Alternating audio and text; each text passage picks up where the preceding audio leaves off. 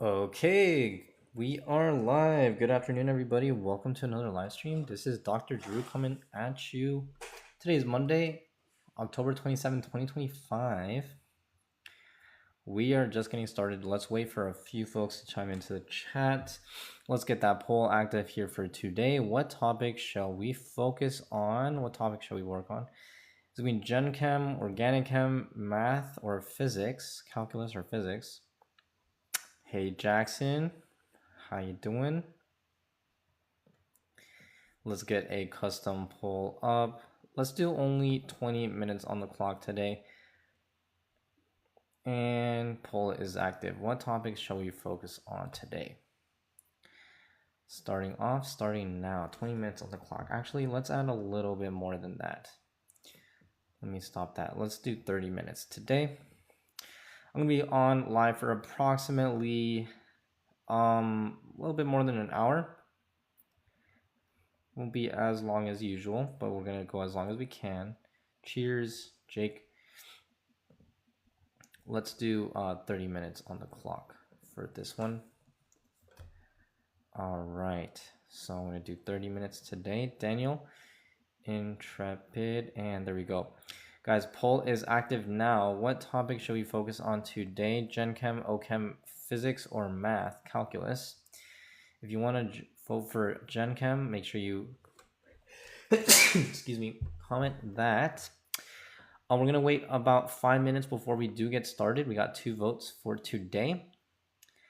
Anyone that's just joining in, welcome into the chat. We're gonna do our usual. We're gonna do about 30 to 40 minutes of that topic, of one topic, and then the last hour will be Q&A.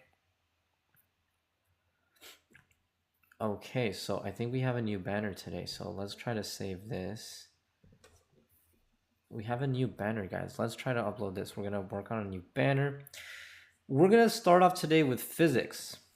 Okay, we're gonna start off today with physics, and then we're gonna do the requested topic.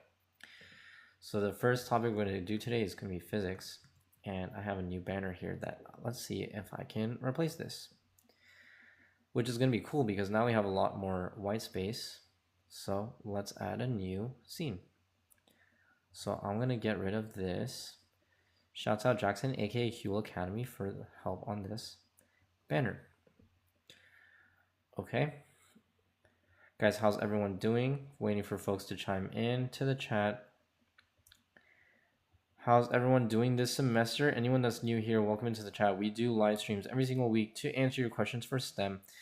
Just bear with me 1 second as I pull up today's new banner. My computer can't hang as usual.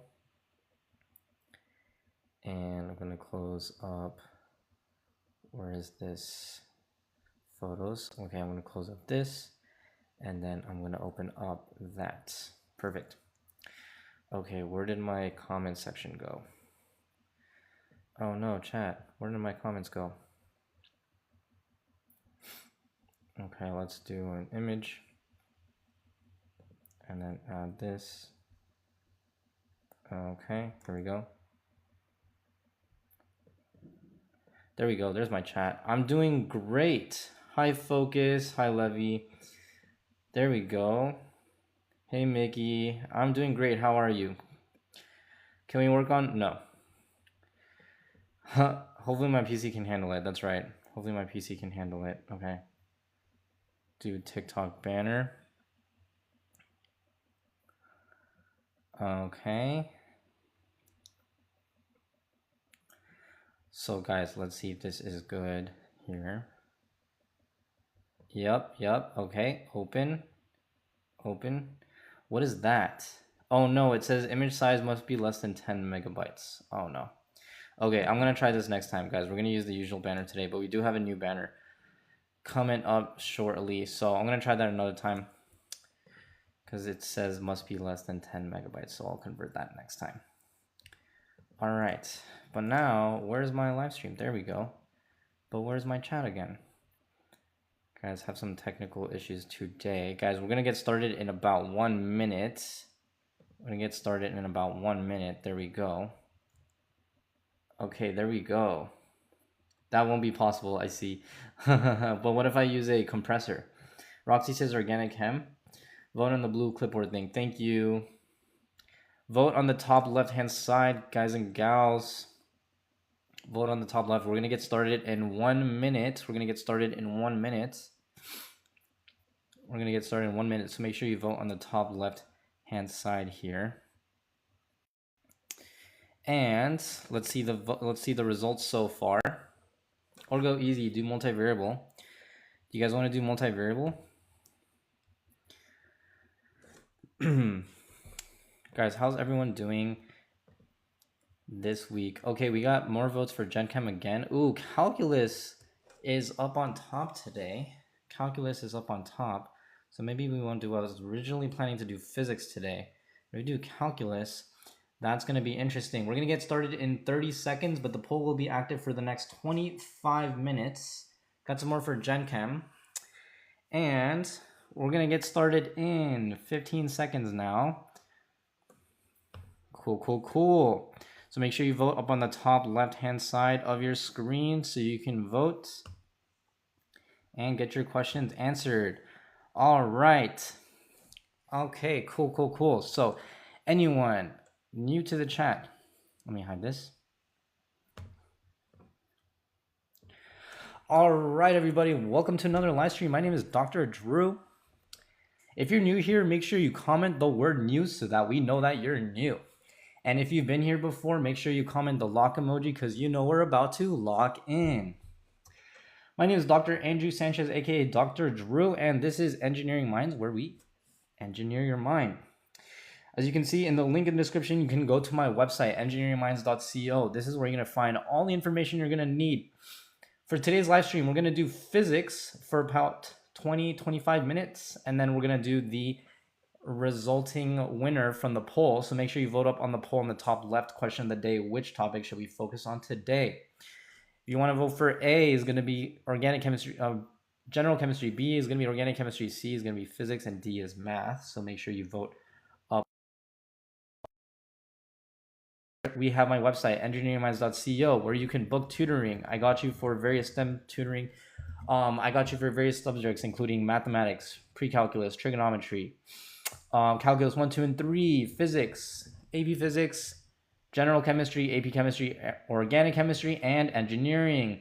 You're going to sign up for a free consultation call by clicking this link that says book tutoring, as well as explore the tutoring plans and resources for totally free. You can also join the Discord, which is also totally free as well. So again, just go to engineeringminds.co, tap to join the Discord, and you can start to introduce yourself, meet other STEM members, and ask questions about STEM. I got you for chemistry, mathematics, physics. Okay, you can send me homework problems, exam questions, test prep, etc.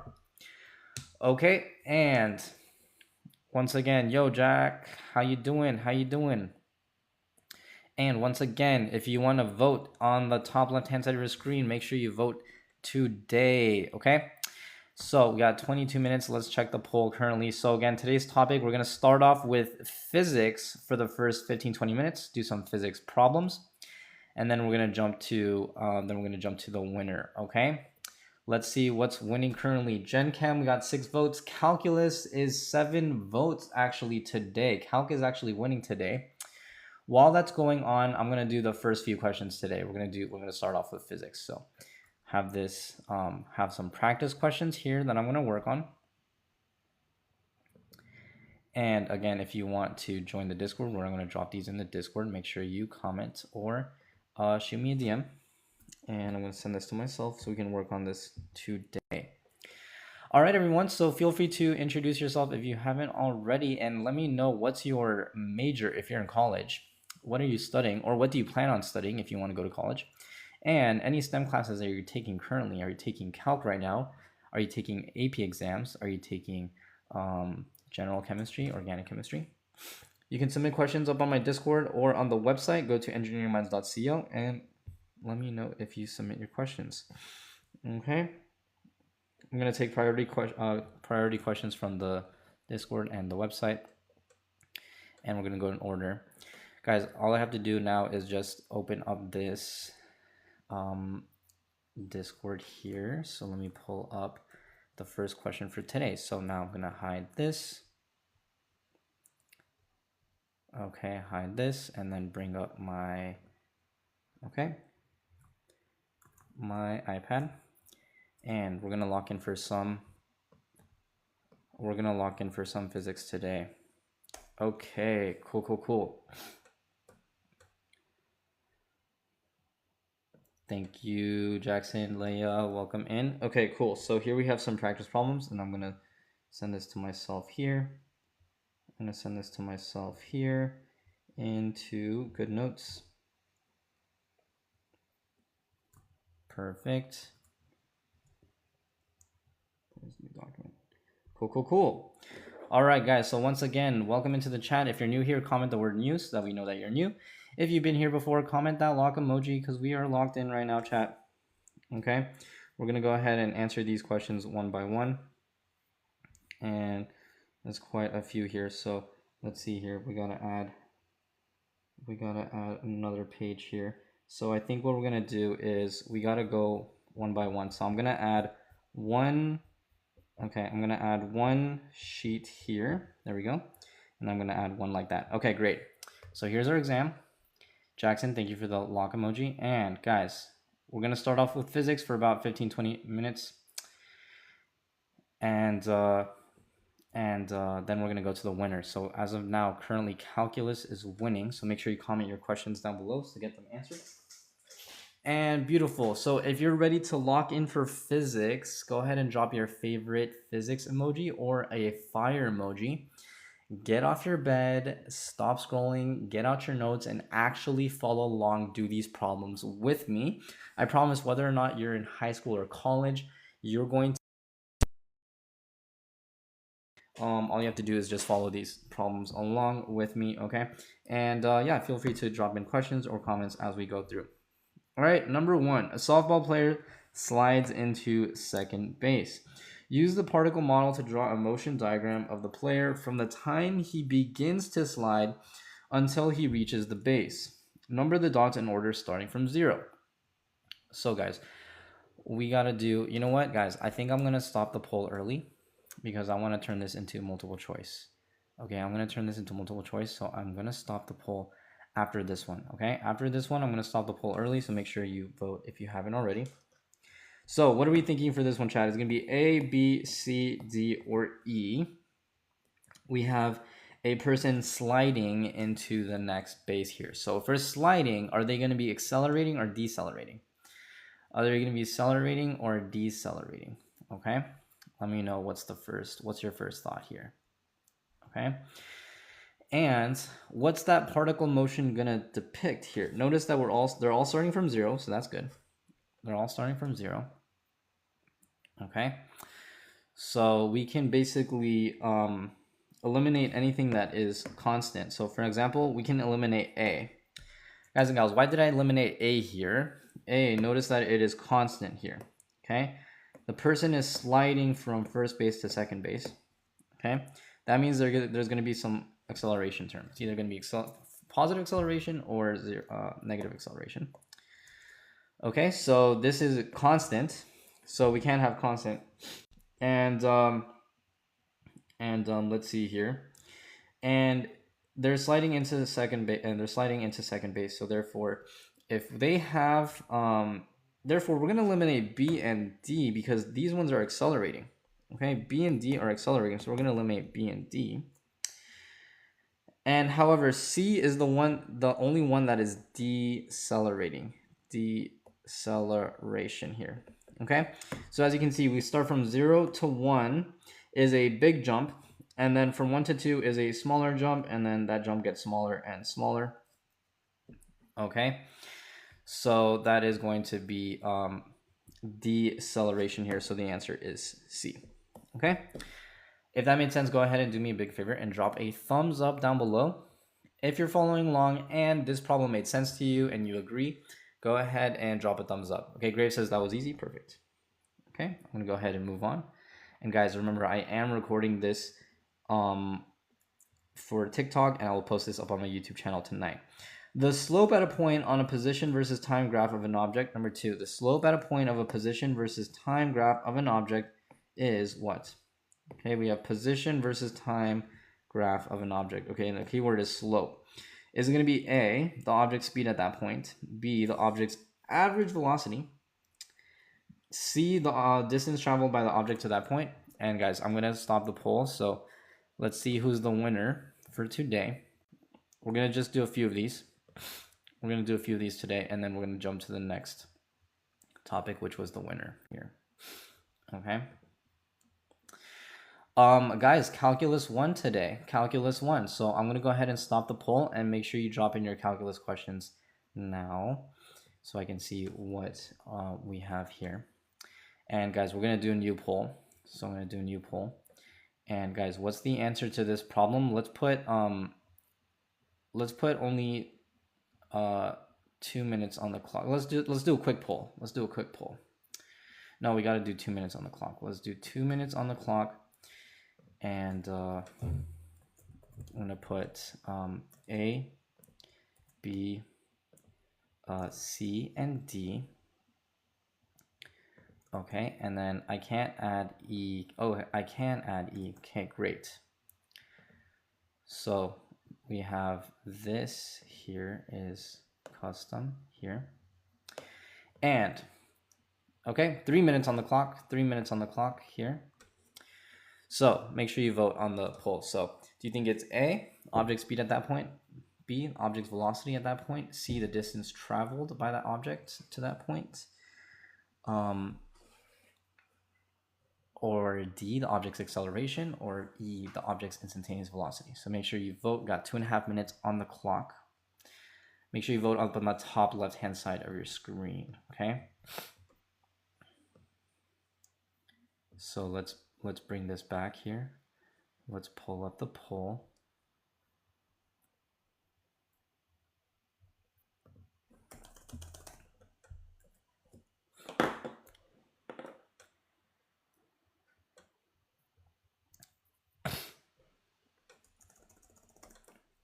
Okay.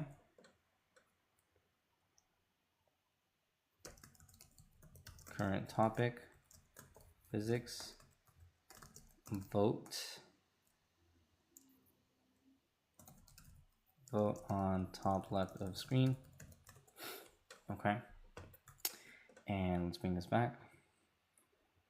So guys, make sure you vote on the top left hand side of the screen. So far I'm not seeing any votes, guys and gals. Make sure you vote. So far I'm not seeing any votes.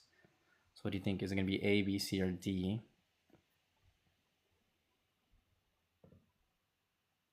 Let's bring this back. Okay, there we go. We got the first vote. Current topic is physics. Vote on the top left-hand side of your screen. There we go. So we're doing number 2. Okay? We're doing number 2 here. 1 minute and 10 seconds left. Okay, we got 1 vote for A. So the slope at a point on a position versus time graph is it going to be A, the object speed, B, the average velocity, okay, C, the distance traveled, or D, the acceleration at that point. Okay, let me know. Okay, got 1 minute left. Okay, make sure you vote on the top left-hand side of your screen, guys. So make sure you vote on the top left. Okay, now you see it. So I'm going to start to give you some hints. Remember, what is the slope here? Okay, the slope is going to be rise over run, right? So let's draw a position versus time.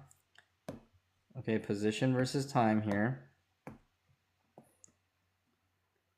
Okay, position versus time. So here's our function.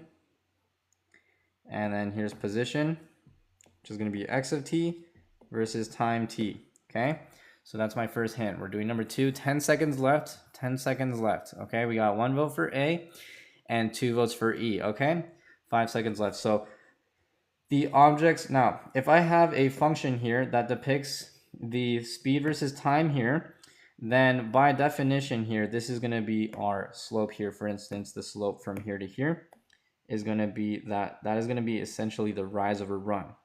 Okay, so the slope at that point is equal to rise over run, okay, which is going to be delta x divided by delta t. Let me write a little bit neater. That's going to be our slope is our, once again, that's going to be our rise over run.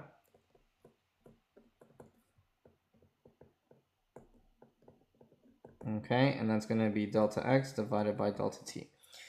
All right, so that's going to be, and if we essentially take the limit, okay, that's going to be our derivative. So that's called the instantaneous, that's going to be called the instantaneous velocity. So the correct answer was E. So if you voted for E, good job, good job. Okay, drop a thumbs up, drop a party emoji. Okay. And if you voted incorrectly, that's totally fine, okay? Absolutely. Min, Mo, welcome into the chat. We're going to be doing number 3 next. So guys, now let's lock in for number 3, okay? Next topic, next number is number 3. So we're going to restart the poll. This time I'm going to do 5 minutes on the clock, okay? 5 minutes on the clock. Okay? And we're going to do 5 minutes on the clock here, okay? Start reading number 3 because you only have 5 minutes here. So get out your notes and start doing it. Cheetah begins its sprint from rest and reaches a speed of 6 meters per second in 20 seconds, in 0.2 seconds. Assuming the acceleration is constant, how far in meters does a cheetah travel during this time? So I'm gonna have to write really small. Here. Let's figure out how I'm gonna do this. So it says, okay, we have 5 minutes on the clock. So if you beat me, make sure you vote on the top left hand side of your screen here. Okay, so the reaches a speed of v equals 6 meters per second in 2 seconds. Starts from rest. So I'm gonna write down my kinematics equation here. So I'm gonna say my v final equals v initial plus a delta t. So this is my kinematics equation here, a delta t. And very good. So I have my time is 0.2 here. That's going to be a 0.2 seconds. And I have my V initial is effectively 0. Okay. My V final is going to be 6 meters per second. 6 meters per second. So I'm going to write that equation as 6. Okay, I'm going to write that equation as a 6 equals 0.2 times A. So I'm going to solve that for A that's a 0.2, is a 6 divided by 0.2. So that's going to be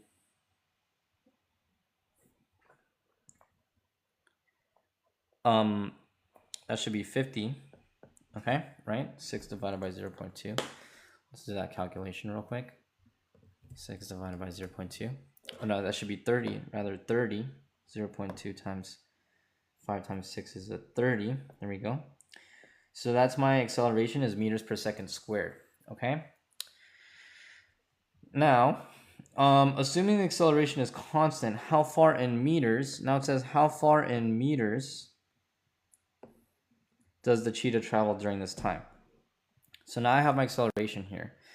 So what equation am I going to use now? How far in meters here? So if I effectively have my VF, now I'm going to use my third kinematics equation, which is VF squared equals V initial squared, which we already said was 0, plus 2a delta x.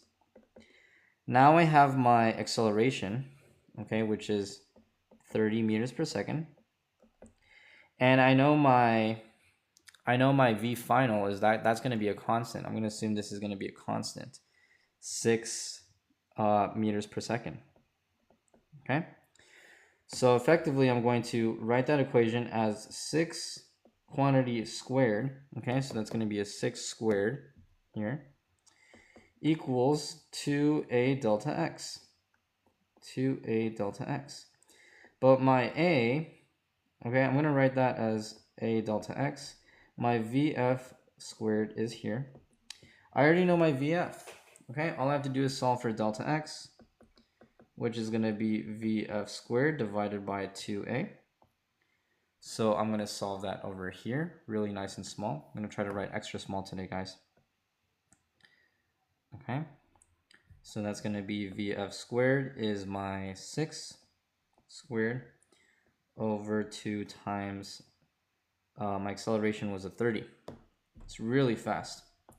So if I plug in 36 divided by 2 times 30, I'm going to calculate that out. 36 divided by effectively 60. Okay, 50 seconds left. 50 seconds left to vote. 50 seconds left. Vote on the top left-hand side of your screen. 50 seconds left to vote, okay? On the top left-hand side of your screen, go ahead and get that final calculation here. You have 50 seconds left here. Okay, we're doing number 3. We're doing number 3, okay? Doing number 3 here. Okay, and anyone that's just joining in today, we're doing some physics problems for about 15-20 minutes, and then we're going to switch it to calculus today. We're going to switch it to calculus today.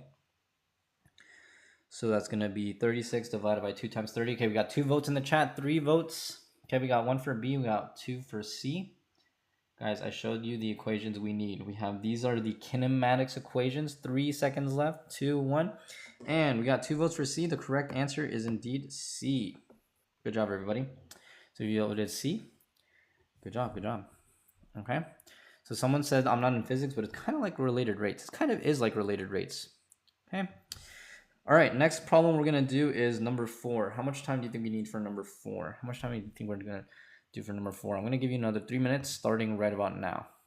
5 minutes on the clock. We might not need that much time. Let me stop this. I'm going to just do 3 minutes. I'm going to do 3 minutes here. 3 minutes on the clock. Let's see if we can finish this in 3 minutes. Okay. So a wrench slips from a worker's hand at the top of a 120-meter high tower and falls straight down.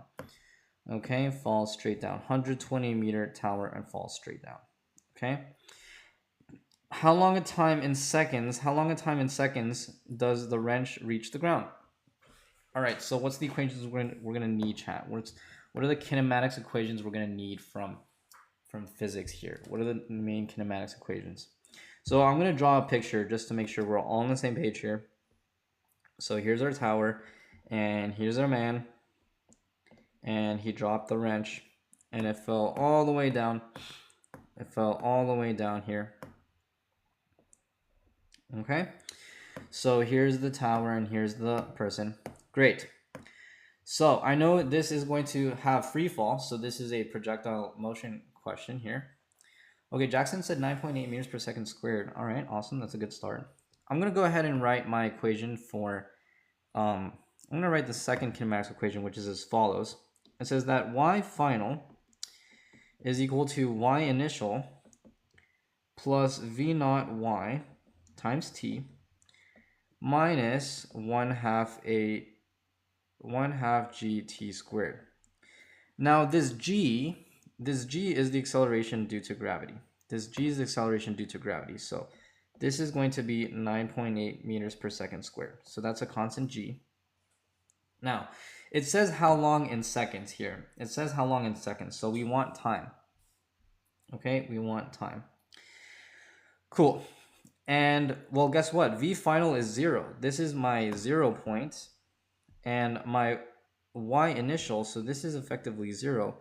My y initial is 120 meters. So I'm effectively going to say this is, okay, this is 120 meters right over here. And guess what? My initial velocity is actually 0 as well. Okay? So effectively my equation is 0 equals 120 minus 1/2 times 9.8 times t squared. Okay? You have 40 seconds left to solve that equation. If you solve that equation, you're going to get the correct answer. If you solve that equation, you're going to get the correct answer. We have 0 equals 100 minus 1/2 times 9.8 times t squared. So whoever can solve that equation is going to get the correct answer. Make sure you vote on the top left. Yes, assume we ignore air resistance. Okay, we're going to assume we ignore air resistance. Okay, make sure you vote. Okay. And guys, if you solve that equation, you should get the correct answer here. So you have about, how much time do we have? 10 seconds left. 10, 5, 4. If you don't know, just guess. If you don't know, just guess. Okay, time's up. So I'm going to solve that equation by moving that to both sides. I'm going to have 120 equals 1/2 times 9.8 squared. So at the end of the day, my equation is going to be t, take the square root of both sides, is going to be the square root of 120 times 2 divided by 9.8. Okay, 120 times 2 divided by 9.8. And I'm going to go ahead and calculate that out. Okay, the square root of 120 times 2 divided by 9.8. Let's see what we get here. Let's see what we get here. I got about 5. I got about 5. Okay, so the correct answer is A. Okay, about 5 seconds. About 5 seconds.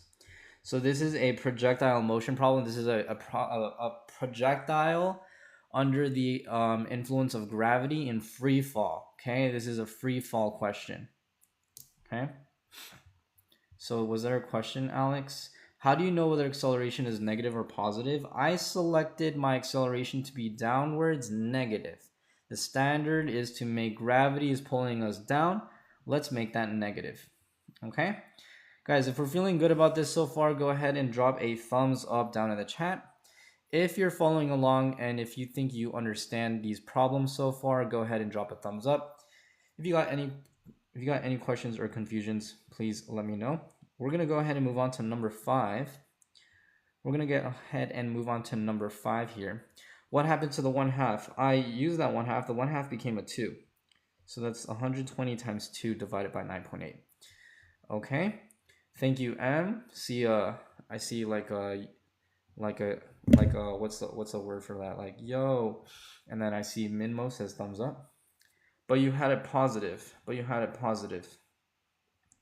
That's because I moved it to the other side here. So it was negative here, but then I moved it to the other side here, and then it became positive because we can't have a square root.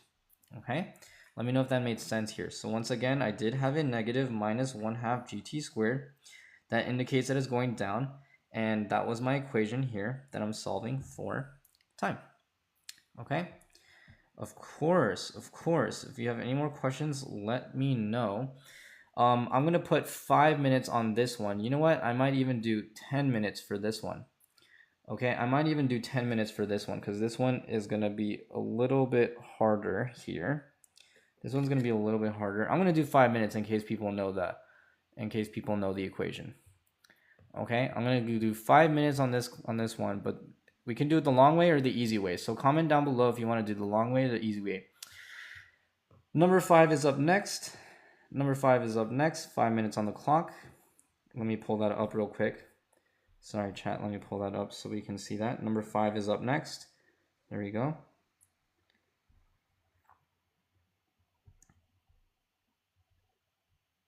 Okay. You got 5 minutes on the clock for number 5. So a gazelle bounds across the level ground. Let me restart the poll so everyone has more time to read that one more time. A gazelle bounds across the level ground, and each leap carries 11 meters from takeoff to landing. If the gazelle launches at an angle of 24 degrees above the horizontal, what is its takeoff speed? Okay, so guys, we're going to go ahead and do 11 meters from takeoff to landing. And it launches at a 24 degrees angle above the horizontal. So here's the magic. Jax Johnson said the easy way. Okay. So here's the magic. I'm going to assume that the gazelle is a little ball. Namely, I'm going to assume that this is a simple projectile, not a complex dynamic system. And if I assume that the gazelle is a ball, then I have a projectile motion. So this is my velocity vector. And this is going to be my projectile motion here. All right, so that's going to be my projectile motion here. We have this angle right over here is approximately, 24 degrees. And this is going to be our delta x here. Notice this delta x is given as 11 meters here. So this is all the information that we have in this system here. How advanced can you tutor for chem? What do you mean how advanced? I can tutor for chemistry. Yeah, pretty advanced. All right, and then our 24 degrees here is our angle. We only have 3 minutes left on the clock. And there's an easy way and a hard way. The hard way, Mr. Orange, thank you for the follow, is if we use our kinematics equations, namely, I'm going to write out the kinematics equation for projectile motion. Okay, and that's going to be in our vector format here, plus 1/2 a delta t squared. We're going to derive an equation. Okay, if we have this, we're going to derive this equation here. Let me make that bigger so everyone can see that. And if you want me to show that, I can show it. Okay, but at the end of the day, we're not going to use that equation. We're going to use a shortcut here. Okay, we're going to use a shortcut here. If we can start with this equation, and then I'm going to give you another equation here. It's going to be delta x equals v naught squared times sine of 2 theta. And anyone that is new to physics, remember, it's always important to question where the equations come from. Don't try to memorize the equations. Try to understand how to use the equations and always question where they come from. And hint, hint, short answer, they come from calculus. So here's our equation, chat. And if you can solve this equation for v, then you're gonna get the correct answer. 2 minutes left on the clock. And so, wait, is a gazelle a baby deer? I do not know. I do not know. Mark said I got Mark said I got 12. So Mark, make sure you vote on the top left. Make sure you vote on the top left here. So you have 1 minute and 30 seconds to answer this, to solve for this equation. If we can solve this for v naught, then you're gonna get the correct answer. So I'm gonna multiply both sides by delta g, okay, rather by g. Multiply both sides by g, okay. I'm going to have g delta x, and I'm going to divide both sides by sine of 2 theta. Okay, because we have our theta here. And I'm going to take the square root of both sides.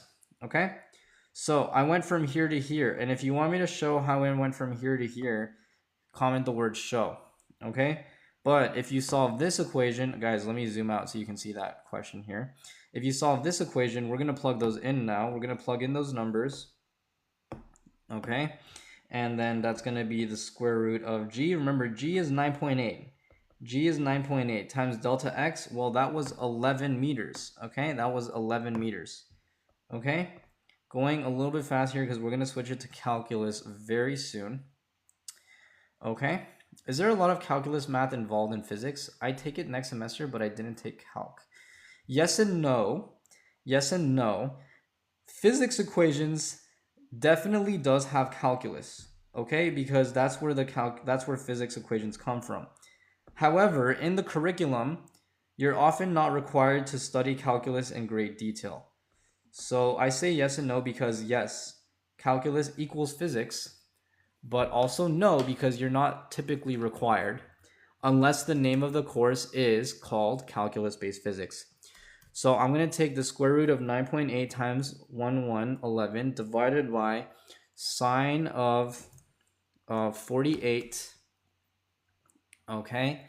And let's see what I'm going to get here. I got sine of 48. Make sure you take the square root here.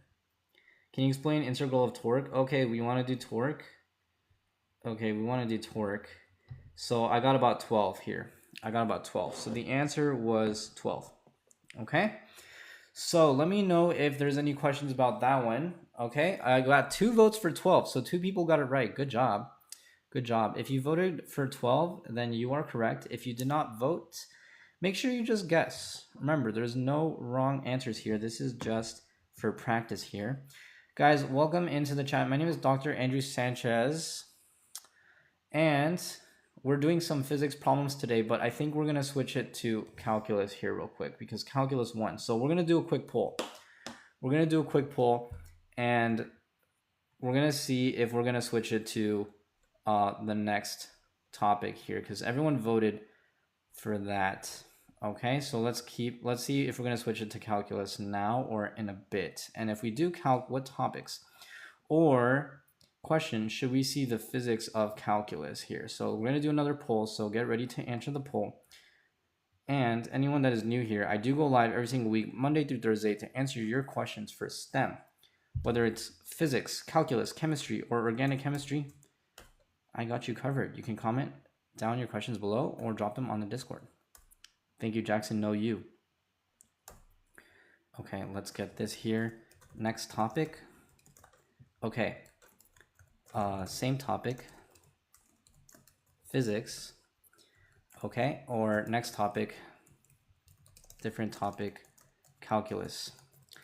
So here's the question. Here's the next poll we're going to do. Should we continue with physics and keep the exam practice, or should we switch gears because calculus 1, only 60 seconds on the clock. You have about 3 more seconds to think about it. Gorilla says fugacity. And 60 seconds on the clock starting now.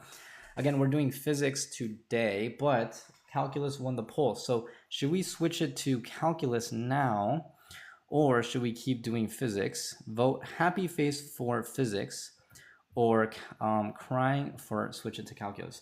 Or do you guys want to see the calculus of physics? Do you want to see how these equations are derived using calculus? We can do that as well. If you want to see where the equations come from in physics using calculus, comment calculus plus physics.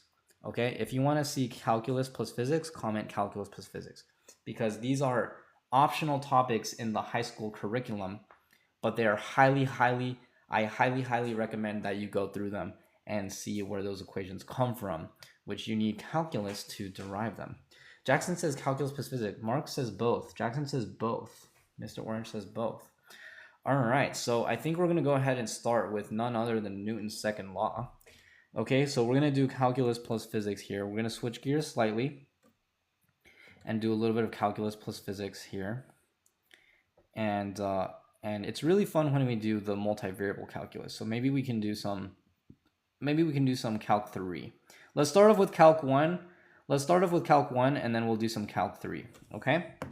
So for the calc 1, I'm going to give you an equation which is called Newton's second law. Chat, can you please let me know what is Newton's second law? Can someone please tell me what is Newton's second law? We're going to derive one of the kinematics equations that we used in this very exam practice, okay? No, we all know where the equations come from, do you? So what is Newton's second law, everybody? Newton's second law is going to be equal to, well, it says that F equals ma, right? F equals ma. Okay, very good. So F equals ma. But did you know that this is actually a calculus equation? Okay, Newton's second law is F equals ma. Okay, and so we're going to go ahead and replace our force vector in terms of, very good, if you said F equals ma, that's good.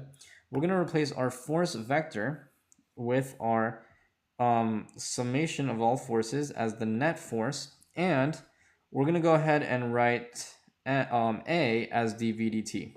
Okay, so I'm going to go ahead and derive the first formula, and I'm just going to call that F net. I'm going to call the summation of all forces equals to F net. Okay, and so assuming constant mass, I'm going to bring that mass to the other side and just rewrite the formula as dv dt, okay, is equal to F over m, and I'm going to call that equal to our acceleration a naught. I'm going to say let acceleration, okay, equal to F over m, okay, and so now I'm going to obtain an expression for the time derivative of velocity. So now we're using calculus and physics to derive the equations that you need for physics. So whenever your teacher says, here's all the equations, now you're going to say, oh, now I know where it comes from. And that's going to be equal to A. Okay, so here's a differential equation, chat. How do we solve differential equations? How do we solve for differential equations here? So if I have a time derivative and I have a constant, okay, how do I solve for this time derivative? Okay, how do I solve this differential equation? I'm gonna basically, this is called separation of variables. I'm gonna multiply both sides by dt, okay, and I'm gonna cancel out dt, and effectively tell myself that the dv is equal to a dt here, okay? So dv is equal to a dt, and I'm going to go ahead and solve this equation now. So now that I have this differential equation, how do I solve this here? Okay, how do I solve this? Not seeing too many comments here. Am I explaining this? Okay, if you're following along, drop that thumbs up. If you're getting a little bit lost, drop that crying emoji. Okay, I have my differential equation here. How am I gonna solve this? There you go. James says integrate, so I'm gonna integrate this. There we go. So we gotta integrate this. What do we gotta integrate this with? What are gonna be our bounds, chat? What are gonna be our bounds here? So if I gotta integrate this, okay, I'm losing some folk. So some people are getting a little bit confused here. I'm gonna integrate this from my initial velocity to my final velocity, and my initial time to my final time. So again, we're doing calculus here applied to physics here. We're doing calculus applied to physics. Okay, so we're gonna basically integrate this. What math classes did you take over the course of your degrees? Okay, I'll answer that shortly. All right, so how do I integrate these two integrals here? How do I integrate dv and acceleration? Now, I'm assuming that acceleration is constant. I'm assuming I have constant force and constant mass, okay? And we're going to go ahead and integrate this. Can you go over related rates? That sounds good. I'd love to do that. Hey, what's up, Jake? No worries, you're chilling, Okay, and I'm going to integrate this. I'm going to basically get delta v. Okay, if I integrate this, I'm going to get delta v. I'm going to basically say that from V final to V initial. Okay, this is calculus now, guys. And this is going to be my first kinematics equation. And I'm going to say AT from T initial to T final. Well, that's called delta V and delta T. Okay, delta V and delta T. So at the end of the day, my delta V is equal to A times delta T. Okay, A times delta T. Well, that looks pretty familiar. So if I just expand my V final as V initial, hey, wait a second, that's our first kinematics equation. So we just use calculus to show where the equation comes from. So in physics class, your teachers are going to say, here's an equation and here's a practice problem. But now you know where this equation comes from. Okay, and if you didn't understand all that, that's totally fine. But this is how we're going to use that equation here. Okay? Hello, Trina. Yes, the topic is calculus today. We're just doing a little bit of physics. And then someone asked me a second ago, what math classes did you take over the course of your degrees? So essentially, I just took calculus 1, 2, and 3, differential equations, an engineering version of linear algebra.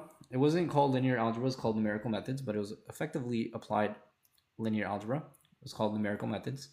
I took control theory, so we did a lot of Laplace transforms, and I took a grad level mathematical methods class that we did diffie-qs and PDEs. And then related rates will be soon. Okay, we're gonna do one more calculus and then one more trig. I'm about to take my second exam in Calc 1 about derivatives and related rates on Friday. Okay, stick around. We're gonna do a related rates problem. Guys, is this making sense here? Okay, if you're following along and you understand how this equation was derived, go ahead and drop that thumbs up. And if not, go ahead and drop that crying emoji. V is for Velveeta. Do optics? Ooh, I don't think I've done optics. Okay, so I'm going to do another integral here. I'm going to show you where these equations come from. So, guys, we're going to do another problem here. So we're going to jump to calculus 3. We're going to jump to calculus 3 here. So if you want to see a calculus 3 example, go ahead and drop a thumbs up emoji down in the chat if you want to see what calculus 3 physics is like. Okay, because I have a practice problem from someone I'm working with. She's a physics major, and we're doing some calculus 3 in her class. Okay, and we're gonna learn about 3D vector fields. If you guys want to lock in for this example for calculus 3, let's see that thumbs up. And if you don't want to see calculus 3, you want to do just related rates calculus 1, drop a thumbs down. Okay, if you want to see calc 3, thumbs up, calc 1, thumbs down. Okay, and physics, we're doing like physics 1 with calculus, kind of a little bit of calculus with integrals here. Can someone really struggling in the easy math still do engineering, like basic calc and physics? Oh my gosh, absolutely. I struggled so much with the quote-unquote easy math, and I still got my PhD, so, okay. So yes, definitely. Just because you're struggling with the easy math doesn't mean you can't do engineering. Okay, just means that you need to lock in a little bit harder. That's the only difference here. Okay, so I see thumbs up and I see one thumbs down. I only want to see Calc 3 because I've never seen it before. All right, so we're gonna go quickly. I'm gonna just talk about it because I'm seeing only mostly Calc 1 requests today, which is cool. And so here's our vector field for in Cartesian coordinates. This is effectively going to be, think of this as a river. Think of this as the flow of a river described mathematically, okay? So I have no idea what this looks like, and we can plot it to see what it looks like, but it's probably going to look something like a cloud or like a river. It's going to be, you know, motion, and it's going to be kind of, this is called a vector field, okay? So this is called a vector field. So I have no idea what this looks like. And we're going to take the divergence of this vector field, okay? We're going to take the divergence. Now, if anyone knows about the concept of divergence, go ahead and drop a comment about what divergence tells us, okay? I'm going to give you an equation for divergence, and it's going to be as follows, okay? It says we're going to calculate divergence, and divergence is an equation given as follows, okay? It's going to say that we're going to take the dot product of this nabla vector with that vector field, okay? That's going to be called the divergence here, okay? We're going to calculate the divergence here. So now, okay, isn't the flow of a river nonlinear? Exactly. So this is going to be totally flowy, nonlinear here. So to calculate the divergence, we have to take the derivative of each one with respect to each variable. So for an instance, we're going to take what's called the partial derivative of x, okay, of that first term, x y squared, okay? And then we're going to take the partial derivative of y with respect to y, and that's going to be for 2xyz plus the partial derivative of z of 3yz squared. So again, I'm not seeing too many requests, so I'm going to go through this quickly, and we're going to jump back to calculus 1 right now. But again, this is calculus 2. So if I take the partial derivative of this guy with respect to x, well, my y squared is constant, okay? And then my y term here, my x is constant, z is constant, so I'm going to have a 2xz. And then finally for z, that should be a 6yz. Okay, so this is called the divergence. And the divergence tells you, it has a physical meaning. It's effectively what we talked about previously, which tells us about sources and sinks. Okay, if divergence is positive, greater than 0, then that means we have a source. So a source is going to be generating fluid flow. And then if divergence is negative, that's going to be a sink. So that's where things start to get absorbed here. So for example, a faucet here, a faucet would have a positive divergence value, and then a hole in that faucet would be a sink. Okay, that would be a negative divergence value. Hello, Juan. Okay, so that's all we're gonna do for calculus 3 because I only got one request for that, and I just really wanted to show that because I usually get a lot of comments for calculus 3. And so let me know if there's any questions there before moving on. But anyone that's just joining into the chat, we're doing calculus today. The next topic that I saw was related rates. So if we're ready to lock in for related rates, go ahead and drop a thumbs up emoji if related rates in calculus 1 is a good next topic to go through. Okay, go ahead and drop a thumbs up if you want to see a related rates worked out example problem. Okay, cool. D's, can you solve the Navier-Stokes equations? So the Navier-Stokes equations are currently unsolved equations, and legend has it, if you solve the equations, you get $1 million.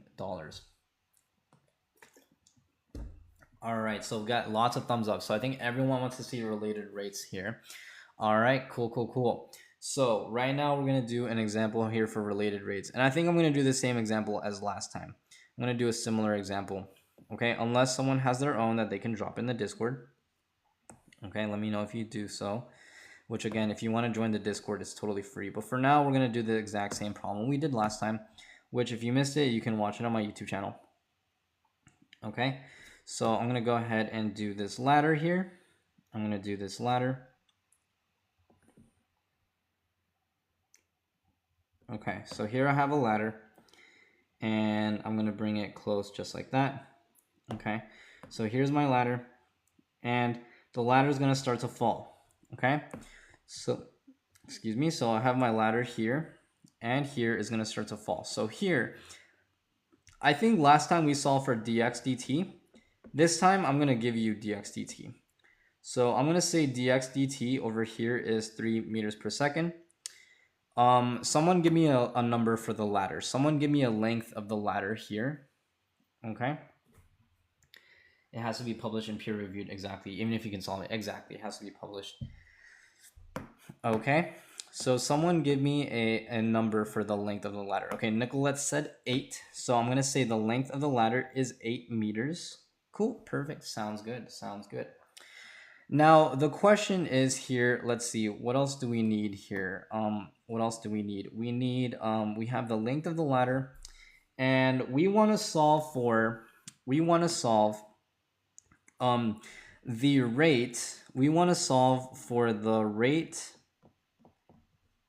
in which the ladder is dropping, ladder is falling, okay?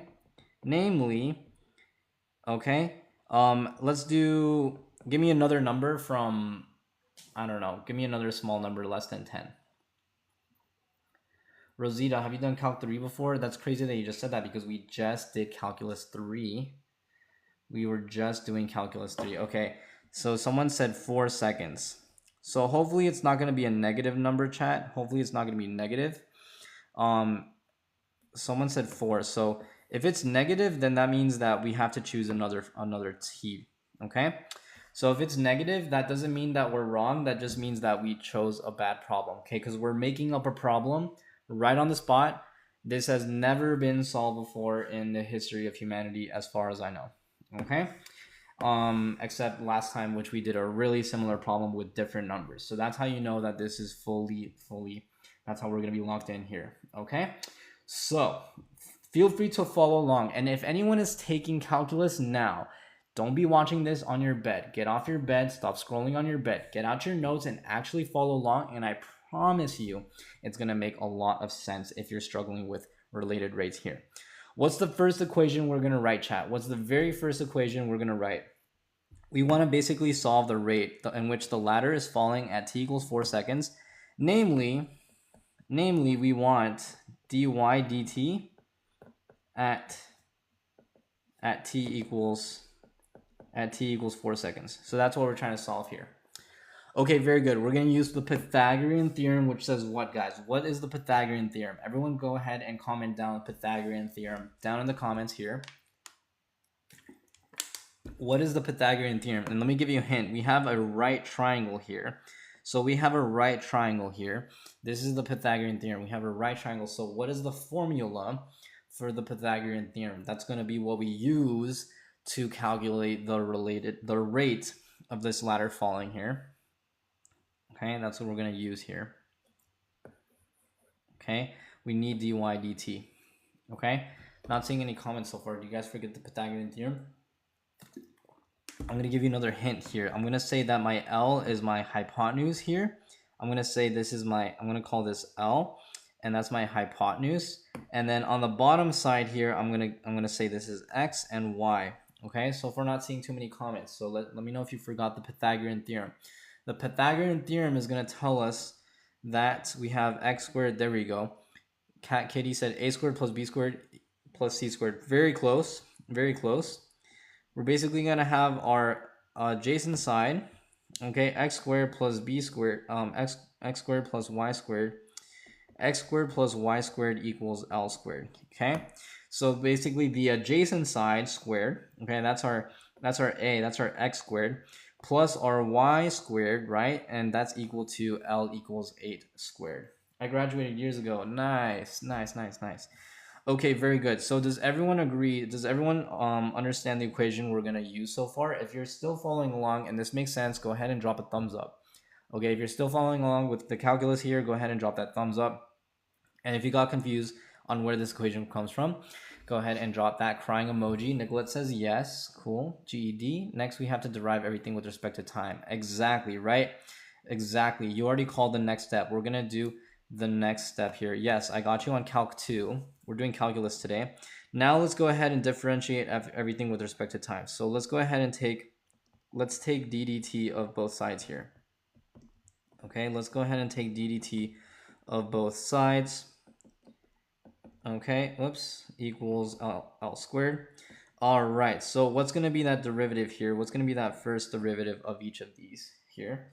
And technically, I wonder if we can do this without implicit differentiation, but we're going to do implicit differentiation here. We're going to do implicit differentiation. Yes, someone said chain rule. Someone said chain rule, very good. And remember, I am recording this. I'm going to post it.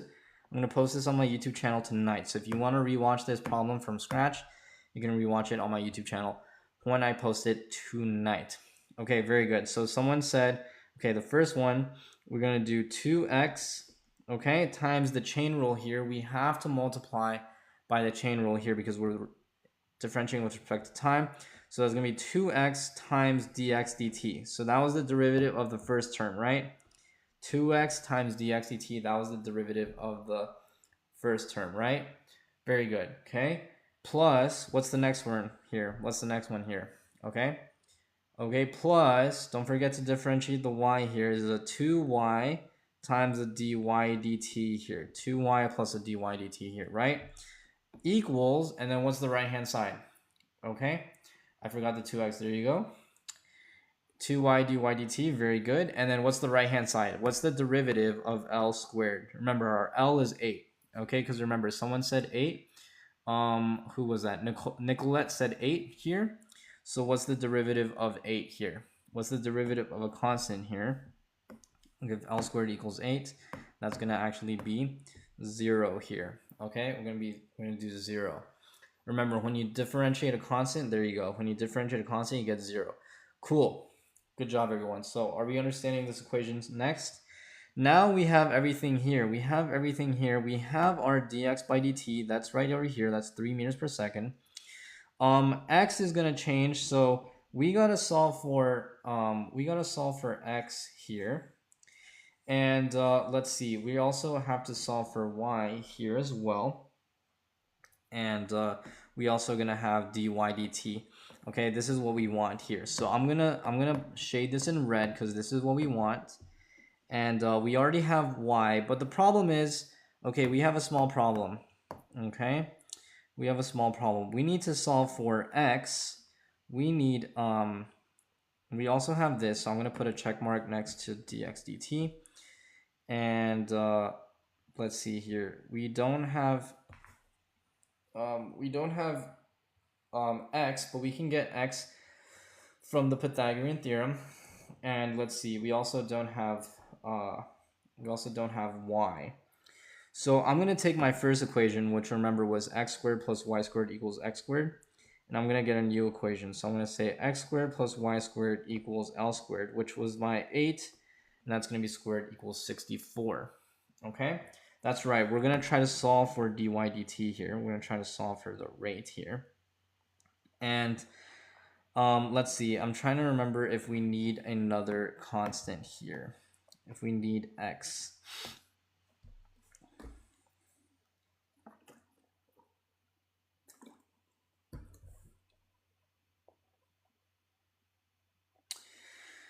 Yeah, because I remember we had x last time. So last time we had x somehow. So let me try to recall how we get x here. So if I have x squared plus y squared equals 8 squared. Okay, I don't know if they gave us that last time, but I can solve for y here by subtracting both sides by x squared. Okay, and then I'm going to effectively get 64 minus x squared. Yes, so I think I need to give you x here. If I take the square root of both sides, I think I need to give ourselves our x term. That's not something we can solve for. That's going to be given, it should be given in the problem statement here. Okay, we need 1 to solve for y. So if I give you this x here, can we get that?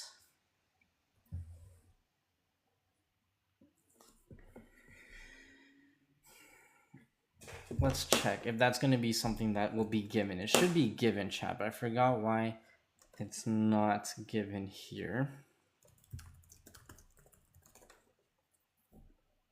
Okay, because we do have time. We do have time at 4. Okay, that's going to be at 4 seconds. That should be our time. Bear with me, chat. I'm just checking what they gave us here.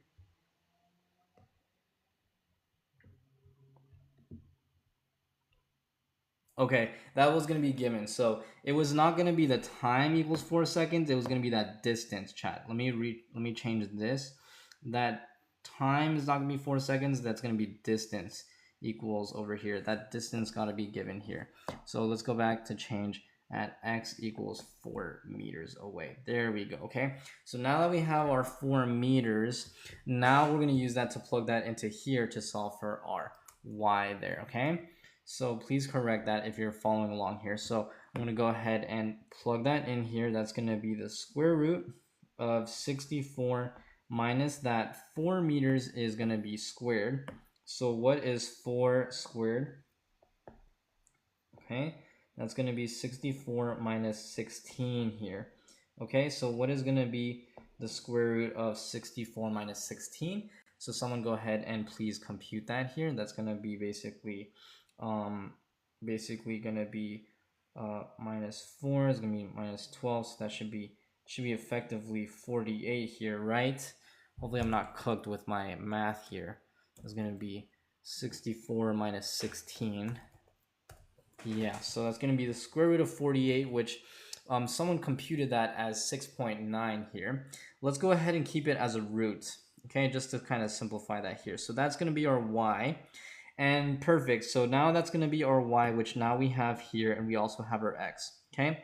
So now I'm going to plug this equation back over here and solve for dy dt. So if I do that, I'm going to effectively have 2x dx by dt equals a negative 2y dy by dt. And then I can cancel out these 2's. Okay, remember, this problem has never been done for in the history of humanity, as far as I know, unless we randomly chose the same exact numbers, but I doubt it. Okay, and that's going to be 2. And then another y, which we have our y, is going to be our square root of 48. Plug that in here. And then we have our x equals, we said that was 4 meters. We said our dx by dt is equal to 3. So at the end of the day, we're going to basically have a 4 times a 3, which is a 12, times a negative root 48, divide by both sides. Our final answer is going to be 4 times 3, which is a 12. Okay, let me erase that. Times dy dt. So our final answer is 12 over root 48. Okay, that should be our final answer, chat. 12 over root 48. Sorry, it got kind of messy at the bottom here. Let's just rearrange some of that. Let's erase some of that. Next time I'll do a side note here so we can have more space. Okay, let me know if that made sense, or if you want to see another one. Okay, let me know if that made sense, or you want to see another one just like that here. Okay, can you do one with cone, volume, or sphere? Those are hard because of the pi and the r. Okay, got it. Okay, so one with area. Do you mean optimization? Do you mean optimization? I think, let me see here. Let me see. Okay, cone related rates. Let's start with the cone one. Let's start with the cone one here. Okay, the reason it's negative. The reason it's negative is because it's pointing down. Thank you. It's going to be negative 12 over root 48. Okay, so we're going to do a water drains from a cone here. So, okay, talented rates in the big 25. What you talking about? Okay, cool. So how fast is the water level falling as water drains from a cone? So this one I'm going to copy straight up because I think I'm not comfortable with making up this kind of problem. So this one I'm going to copy from a reference here. So this time I have a cone. Okay, I have a Dixie cup here. And I'm going to go ahead and do this. Okay, I'm going to go ahead and do this cone here. And oops. Okay, this is our water level. This is our water level. And let's see what they give us. Okay, I'm assuming they're going to give us the height here. They're probably going to give us the height. Okay. And let's see. Yeah, they give us the height of the cone. Okay, so they have this. Okay, thank you for the share. And guys, this is going to be the height of the cone is 20 centimeters. And the original radius is 8 centimeters and was initially full of water. And the water drains from the cone at a constant rate. So these are all the given values. So we have dV dt equals 15 centimeters cubed per second. Okay. So the water surface level falls as a result. So what we want to calculate today is at what rate is the water falling. So we want dy dt at halfway, okay? At halfway, at 10 centimeters, okay? Ash, what is good? Mr. Orange said period. How do you know which general formula to use when doing this one? Okay, let's describe that. So what's the general formula here?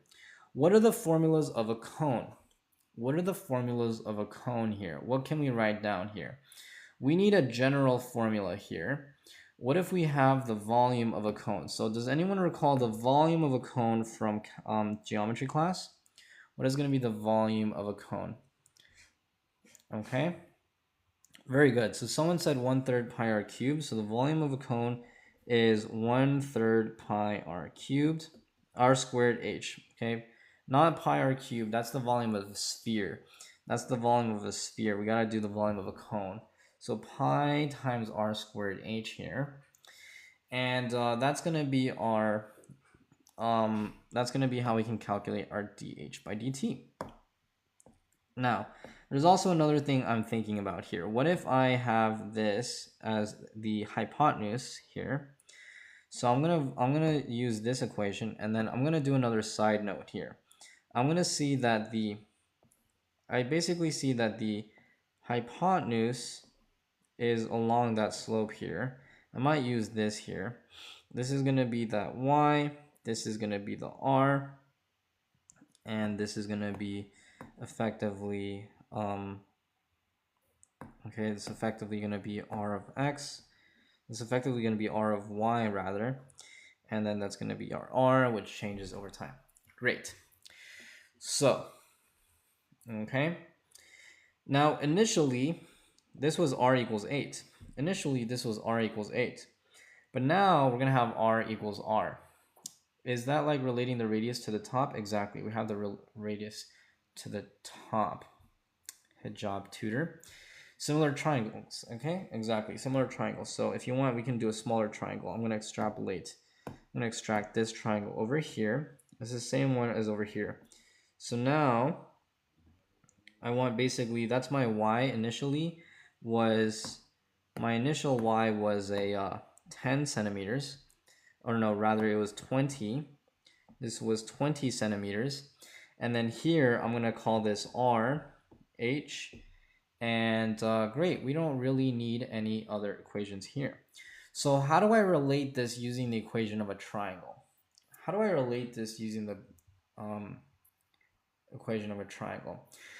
I don't get why you're doing that part with the triangle. I'm doing this so I can do a similar triangle. Do you remember in geometry class, do you remember learning about similar triangles? I'm doing this because in geometry class, we remember, if you remember from geometry class, we learned about similar triangles. What kind of books do you read? Right now I'm reading a lot of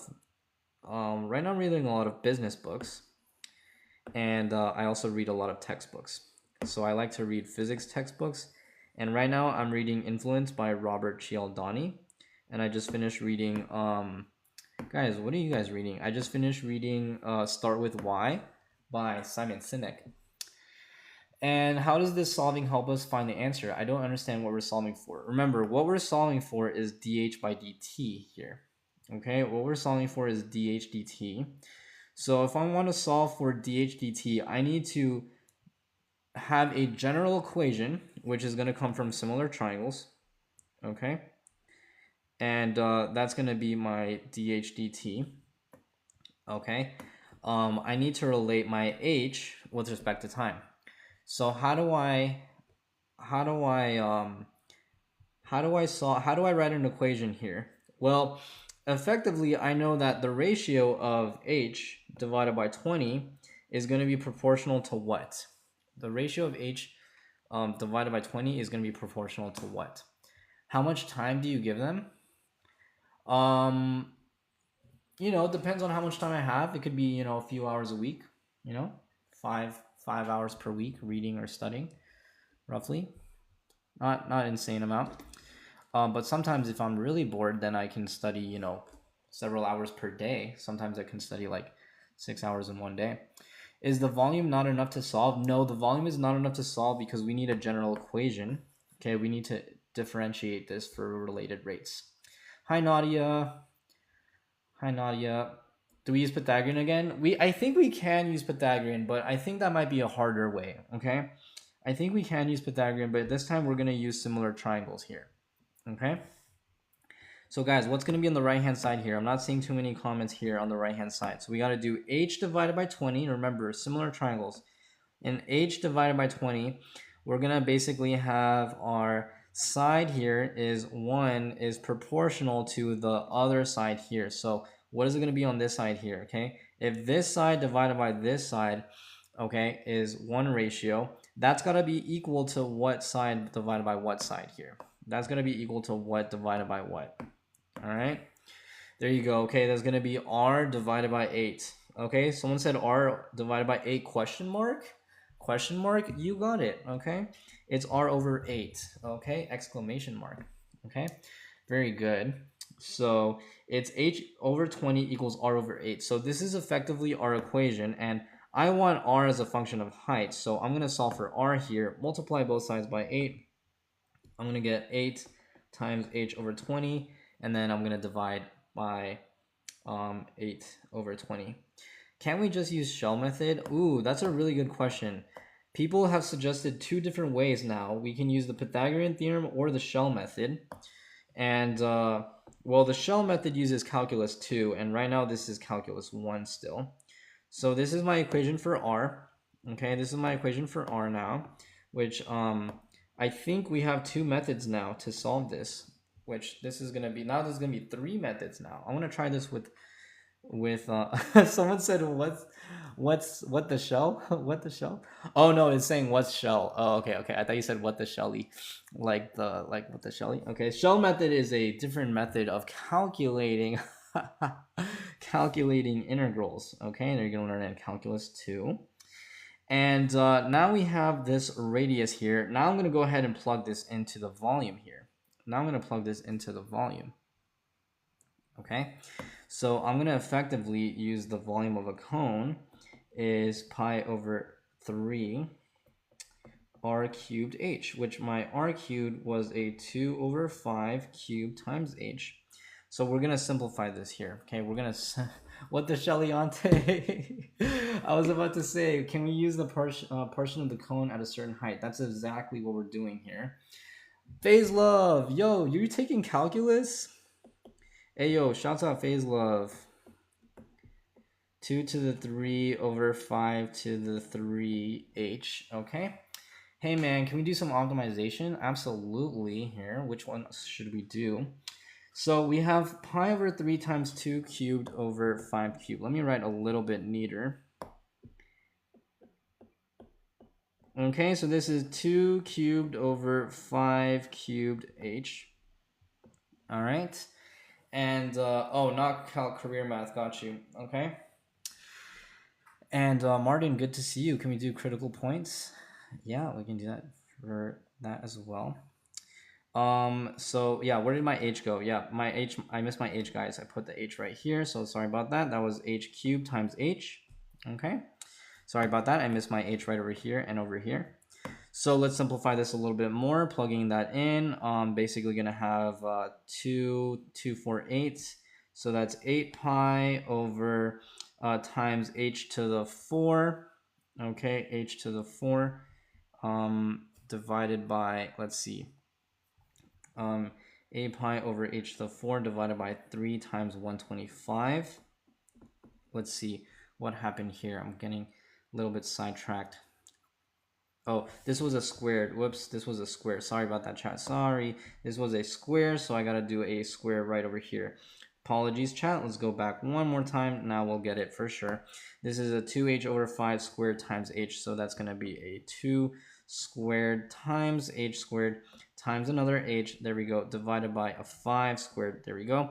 So that's going to be effectively a 4 pi h cubed divided by 25 times 3 is a 75, okay? So this is our volume as a function of h here, okay? And perfect, now we got to apply, we got to differentiate this here. We got to differentiate this to get both sides here. Low-key Calc 3 much harder than 2. IDK why everyone's lying. Oh no. Calc 3 is definitely hard. Don't you? Okay. Take the derivative of the first function and solve for x. Okay. When do you think you'll do differential equations help? We just did some differential equations. If you need help, you can sign up for tutoring at the link in bio. Nana, interested in engineering. Any tips on how to memorize formulas? Don't memorize formulas. Try to apply the formulas. Now we need to differentiate that. Yes, we do. Now we need to derive this here. So I'm going to take dv dt. Okay. Don't try to memorize formulas. That's like telling a musician, hey, memorize the piano. No, you're not going to memorize the piano. You're going to practice the piano. Same thing for math and physics. You're not going to memorize the equations. You're going to practice the equations. And that's why I go live every single week to show you how to practice. So right now we're practicing using the equations. Now I have to differentiate this with respect to time. So don't forget the chain rule, chat. How do we get the chain rule of this guy here? Okay. Never learn to derive, so you'll never have to memorize a single equation. There you go. I have to go back to high school math, even though I'm in Calc 1. I feel like I forget it all. That exactly. Don't feel afraid to go back to your high school math too. Don't feel afraid to go back and review. Okay. Sometimes the calculus isn't even the hard part. You just forgot something like trig or algebra. So how do we differentiate this part, guys? How do we differentiate? No, it's not the quotient rule. It's not the quotient rule. Try again. Okay. So this is d dt. This is going to be h cubed here. We got to use the chain rule here. We got to use the chain rule. Aaron said, please what? Please what, Aaron? Okay, so we're going to go ahead and do that here. So I'm basically going to do a 3h squared times a 4 pi divided by 75. But what am I missing right over here? What am I missing right over here, chat? What am I missing right over here? Okay. Okay, you can use one direction question rule. What is that? You can use one direction question rule. We can take 4 pi over 7 to 5 because it's a constant. Okay, sure. Yeah, we do that. The inside time, there you go. DHDT, good job. You got DHDT right over here because that's the chain rule. Okay, whoops, that's a DHDT is the chain rule. Okay, good job. Now we're almost done. Okay, we're almost done. We have this as a constant. Remember, if we go back to the original problem statement, they said the dv dt was 15 centimeters cubed per second. So this one was a little bit longer than the last one. Okay, 15 centimeters cubed per second. Okay, equals a 3h squared times a 4 pi. That's going to be 12 pi. 12 pi h squared. Now our h was actually, h was given as well as 10 centimeters. Okay, let's just write out that full formula real quick. Let's write out that full formula. This will make sure on the same page here. That's going to be dv dt equals 12 pi h squared over 75 times dh dt, because this is what we're trying to solve for here, dh dt. And what we're gonna do here is we gotta make this a negative here and then just effectively solve that here. So this is going to be a negative, okay, this is gonna be negative 15 centimeters cubed per second. Our h was gonna be 10, okay, h is gonna be 10, and that's all we need. So we're gonna go ahead and solve that. So if you can solve this algebraically, then you are done. Okay, if you're good with algebra, that's gonna help you so much for calculus and physics. Okay, I'm gonna plug this as 100. Okay, that's gonna be 10 squared times dh dt. Okay, so guys, should I show the algebra or can you do this part by yourself? Can I show the algebra or can you do this part by yourself? The reason this is negative is because it's decreasing, okay? It's negative because it's decreasing. Oh my god, stop. I just learned this in class today. Oh my god, that's crazy. Nana says, I hope so too because I'm taking it next semester. They say Calc 3 is easier than 1 and 2. Some people agree. Some people say Calc 3 is easier than 1 and 2. I feel like yes and no, but it's hard to say because Calc 3 is a little bit scary sometimes. In my opinion, Calc 2 is the hardest, guys. In my opinion, Calc 2 is the hardest, but that's totally up to you. By the way, Mr. Orange, thank you for the heart me, and thank you for the rose and the pad. Thank you for the rose. Totally missed that. Brandon says show. Okay, so Brandon says show the algebra here. So I'm going to go ahead and show the algebra right over here. So I'm going to multiply both sides by 75. Okay, so I'm going to multiply both sides by 75 here. And I got to keep reminding myself to write as neatly as possible. Okay, and I'm going to cancel out that 75 here. Multiply the left-hand side on this side as well. Okay, and then I'm going to do, okay, and then I'm going to do, I'm going to divide by 12 pi 10 squared. I'm going to divide by a 12 pi, 10 squared is 100. So I'm going to divide both sides by 12 pi times 100. Okay, that way I can cancel out these terms here. And that should be my final answer, chat. Someone go ahead and calculate that out. Is a dh by dt, let's see here. This should be a negative, let's see, that's going to be, wait, where did I get that 75 from here? It's going to be, wait, I had a 75 here, but I think that was wrong. That should have been 25 here. Why did I say 75 here? Pi over 3. Hold on a second. Yeah, that was 4 over 75. Yep. I think I missed a 3 back here. Oh no, guys, I forgot to differentiate my 3h. Hold on, that's right over here. Okay, no, that's fine. Okay, I think we're solid. Never mind. No, we're good. And this is a 75 times a 15 negative divided by a 12 times 100 pi. That should be our final answer here. So that should be our final answer. So that's going to effectively simplify to what the following is going to be 75 times 15. Okay. That's 1125 here. Oops, here we go. Go here, 75 times 15. Okay, 1125. Okay, shouldn't be using a calculator for a calculus class, but nonetheless, here we are. And this is this is going to be a 12 times 100. 12 times 100. Okay, it's going to be obviously a 1200 times pi. So effectively, I have 1125 divided by 1200. I just want to see if that's the same ratio. Now, we should be able to simplify this. If we did this correctly, 0.9375. This is going to be 15 over 16. Carry that negative. At the end of the day, we're going to get negative 15 over 16 pi. And that's the final answer. And again, if you miss any part of this, do not worry because I'm recording this and will be posting this up on my YouTube channel tonight. Okay, I'll be posting this on my YouTube channel tonight. That's right, they don't allow calculators in calculus class. Guys, if this was helpful, let's see those thumbs up. I think I have time for only one more problem today, so I'm going to do one more calculus problem. Everyone comment down below. What should we do for our last problem tonight? Okay. How can you say that in words? What does that number mean? How tall the water is? How can you say that? Okay, so let's describe what this is. Okay, you're asking some really good questions. Then it doesn't take an hour to solve one problem. Wait, they don't allow calculators. Do you have a Calc 2 course? Unfortunately, not yet, but I'm working on some courses. But I can tutor. If you need a calculus tutor, I got you guys. Remember, if you need any advice or guidance here, you can sign up for a session at engineeringminds.co. Okay, and you can join the Discord for totally free. So just go to the link in my bio, tap that link that says just Discord, and join there. That way you can ask questions, meet other STEM majors and future engineers and future doctors.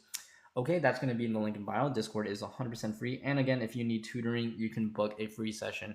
First session is 100% free. Just go to engineeringminds.co. I got you for math, chem, physics, engineering, and organic chemistry. Okay, Nana says implicit differentiation. This was implicit differentiation, twin. Okay, we kind of are doing implicit differentiation here. Okay, so probably we'll do optimization. Okay, we'll probably do optimization because I think I saw a couple people ask about optimization, and we just need a function to differentiate. So someone give me a function with which to differentiate, and then we'll do that together. Guys, so before we do that, we're gonna do our last question soon. Okay. Oh, scroll down. Jackson says scroll down here. Okay. So okay, shouts out Jackson, and here we go. This is the newest section of the website here. Okay, first session is free, unlimited tutoring, boost grades in as little as 3 weeks with expert STEM tutoring. Okay, thank you, Jackson. Shouts out. And yeah, guys, we're gonna do our last problem. Before we do, let's just go ahead and review this problem one more time from scratch. What are all the physical meanings? Because the physical meanings can be a little bit challenging here. So we effectively have a Dixie cup. Okay, we have a Dixie cup. You know those Dixie cups? Those are cones, and they're inverted. So we add water into the cone and then cut a hole at the bottom of the cone. Now, the initial volume of the whole cone can be calculated using the formula 1/3 pi r squared h. And someone measured the flow rate falling out of the cone as a negative 15 centimeters cubed per second. So that negative 15 centimeters cubed per second indicates that the volume of the cone is changing at a rate of 15 centimeters cubed per second. Now, they said they want to know the height change of the cone, namely dh dt at halfway through. Okay, so imagine if you're a chemical engineer and you have an oil spill, okay, or you have a tank that your tank is a cone shape and it's starting to spill oil.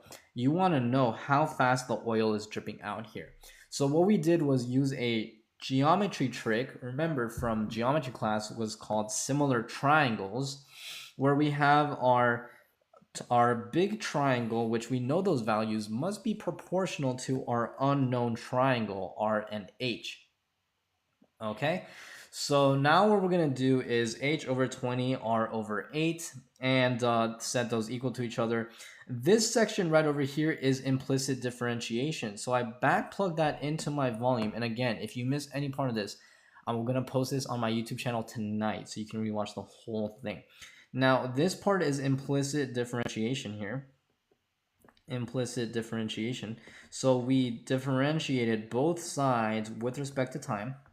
Okay, and we obtained a final expression, which was using our chain rule. Don't forget the chain rule. This is probably the most critical part here because that's what we're trying to solve for. And we effectively solved using algebra here, and we got negative 15 over 16 pi. Okay, did the geometry give us that h that we can use in that volume formula? That's right, the geometry, we set our own h. Okay, that h was from the geometry because we set our own variable. That's the beauty of mathematics, guys and gals. Remember, you can make up your own variables as long as you're not breaking the rules of math. Okay, so I think we're going to do optimization, and we got our function here. Baloo says y equals x sine x. Okay, we're going to try that out. Okay, and that's going to be our problem for today. So a cylinder volume 20 pi r cubed, the top bottom costs $5, the rest costs $4, determine the minimum cost. So that's going to be optimization. Okay, optimization.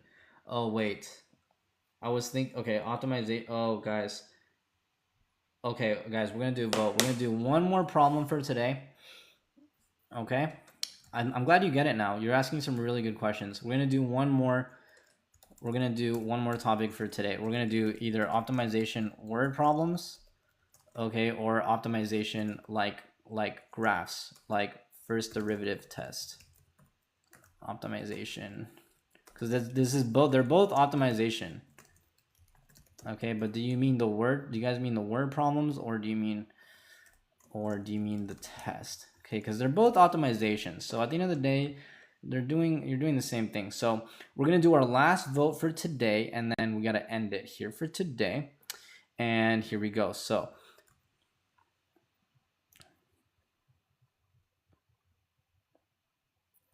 okay, so we got and we have some really good questions here. So I misunderstood when people said optimization. So we're gonna do a vote.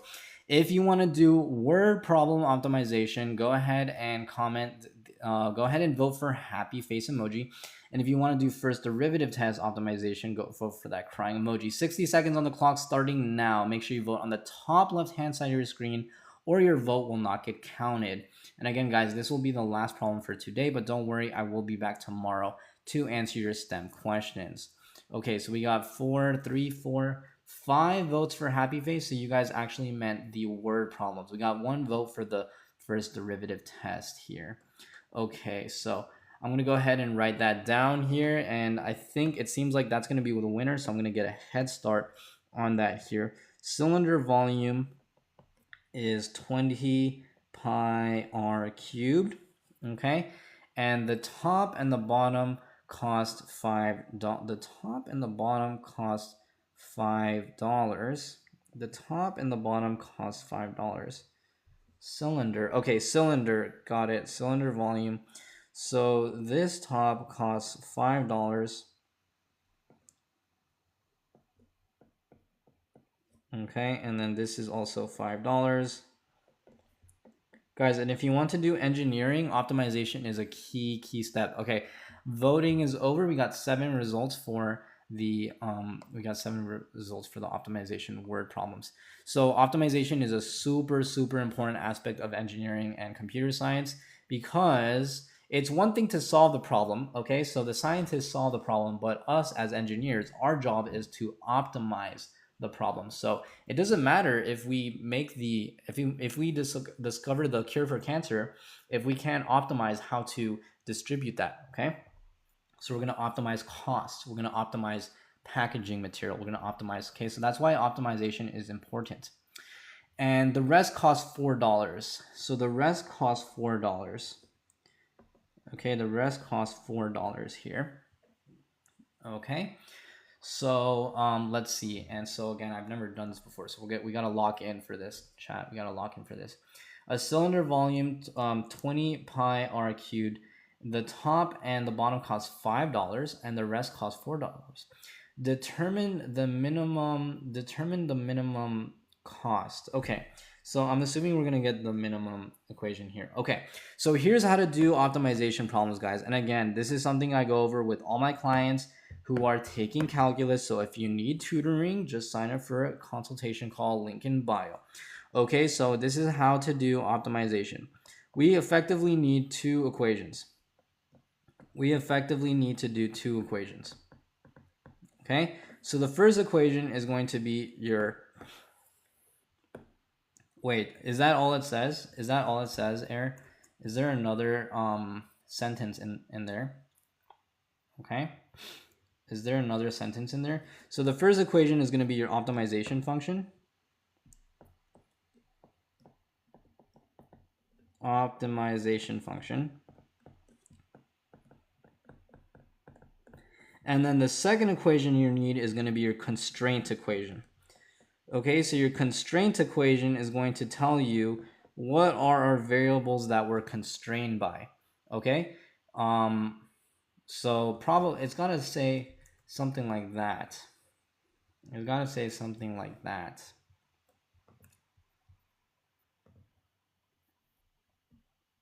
Okay. So let's go ahead and start to add the total areas. So let's just say equation 1 is the total areas.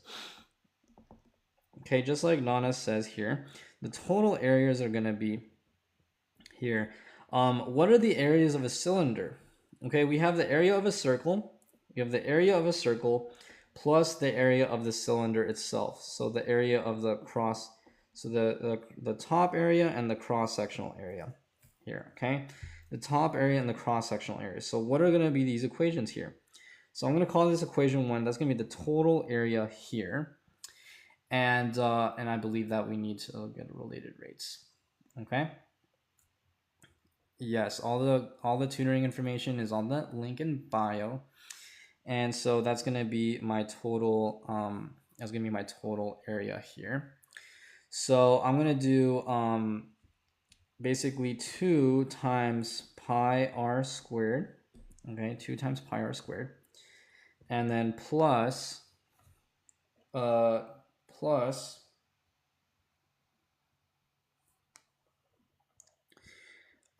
going to be pi RH here. So this is the area of the top cylinder, the area of the top cylinder plus the area of the top circle plus the bottom circle plus the area of the whole cylinder itself. And we have those total areas here. And very good. So that's the top and the side here. So that's going to be the top and the side. Okay. And so optimization means we're trying to get the best bang for our buck, okay? We do optimization all the time, guys. We do optimization all the time. It's like, do I get the new iPhone or do I get the new, whatever, That's what optimization is, except we're doing the actual math here, okay? Exactly, reducing and maximizing something you're interested. Yeah, so guys, I'm trying to get the total cost here. So that's my total area. But now I got to multiply by that cost here. So I'm going to multiply by that cost, okay, which remember we said was $5 here. Okay, so we have $5. Okay, we do optimization all the time. We just don't notice it. Okay, we do optimization all the time. So that's going to be 4 times 2 pi RH. So that's going to be the circumference of the circle times that height. So the circumference of a circle times that height. So that's the area of the top circle plus the area of the sides here. So we said that was $5 for the sides, for the bottom and the top. So that's going to be 10 pi r squared, 10 pi r squared plus an 8 pi RH. Okay. So this is our first equation. Remember, to do optimization, we need an optimization function and we need a constraint equation. Okay? We need a constraint equation. So that's where I'm a little bit hesitant here. What's our constraint here? Our constraint is going to be, we want the volume. Okay, the constraint equation, this is going to be our optimization function right here. Optimization function. This is what we're going to differentiate. The constraint equation is we're going to have the volume itself. So the volume is going to be essentially the volume of a cylinder, which is pi r squared h, and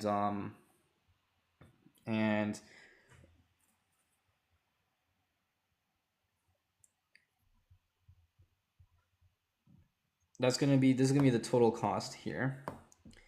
So we want to minimize the cost here. Okay.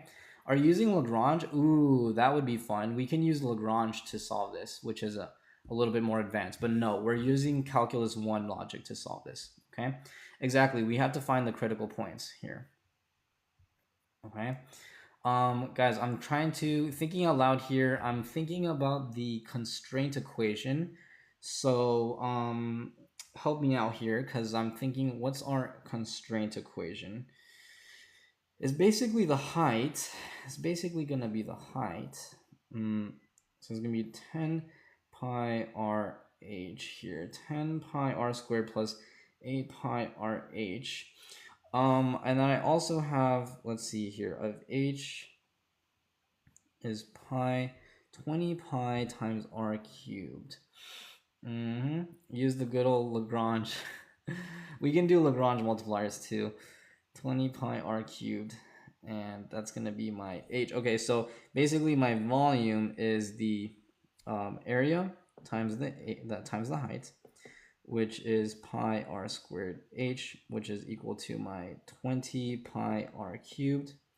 So I can solve my I'm laughing because he said use Lagrange Poppy, bro. That's killing me right now. 20r over is 20r. Okay, so I have h equals 20r. Oh, so I'm going to replace that over here. Okay, I'm going to replace that over here. And great, so I'm going to replace that total cost back down here. So that's my r. Okay, so my cost here is 10 pi r squared h plus 8 pi h times a 20r. Okay, times another r. Okay, oh, I should have put that into my h here because I want everything in terms of r squared pi r squared h. Okay, and replacing that once more to get a final expression here. Okay, and then right after this, we're going to differentiate. Okay, this is going to be 10 pi r squared plus another 160 pi r squared. Beautiful. So if I add those together, I'm going to get 180. Let's see, that's going to be 170 pi r squared. Sick. So that's my cost function here. Okay. I'm studying for my pre-calc quiz right now. Ooh, good luck. Good luck, good luck. We definitely got you on pre-calc if you need any help. Wouldn't the constraint equation be when h is one side? Wouldn't the constraint equation be when h is one side? So I'm thinking this is our constraint equation here. The volume's gonna be constant. So if I'm gonna replace this with my h here, the volume is gonna be constant. This is gonna be pi r squared times my h, which is 20r. So that's gonna be 20 pi r cubed. And this is my constraint equation right here. This is gonna be constant. Okay, we can't make it, you know, infinity because we're gonna lose money here. So that's gonna be my constraint here. All right, so now that I have my optimization function, which is right over here, let's write both of these here.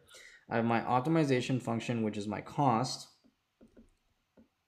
is 170 pi r squared. I'm going to call this OF for optimization function. And then I'm going to have my constraint equation is going to be my volume equals 20 pi r cubed. Guys, I'm not taking a look at the chat yet. I'm kind of locked in here.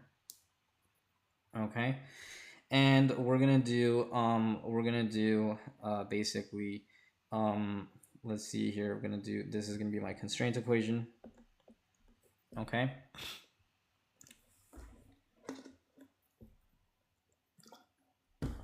ooh, good luck on your exam, Sarah. And guys, we gotta finish this up quick because I'm running out of time here. So cool. So what I'm thinking here, I'm thinking we gotta differentiate this guy. Okay, I'm thinking we gotta differentiate this guy with respect to r. And set that equal to 0, but then we're gonna get 0. Okay, but we have our constraint equation here, so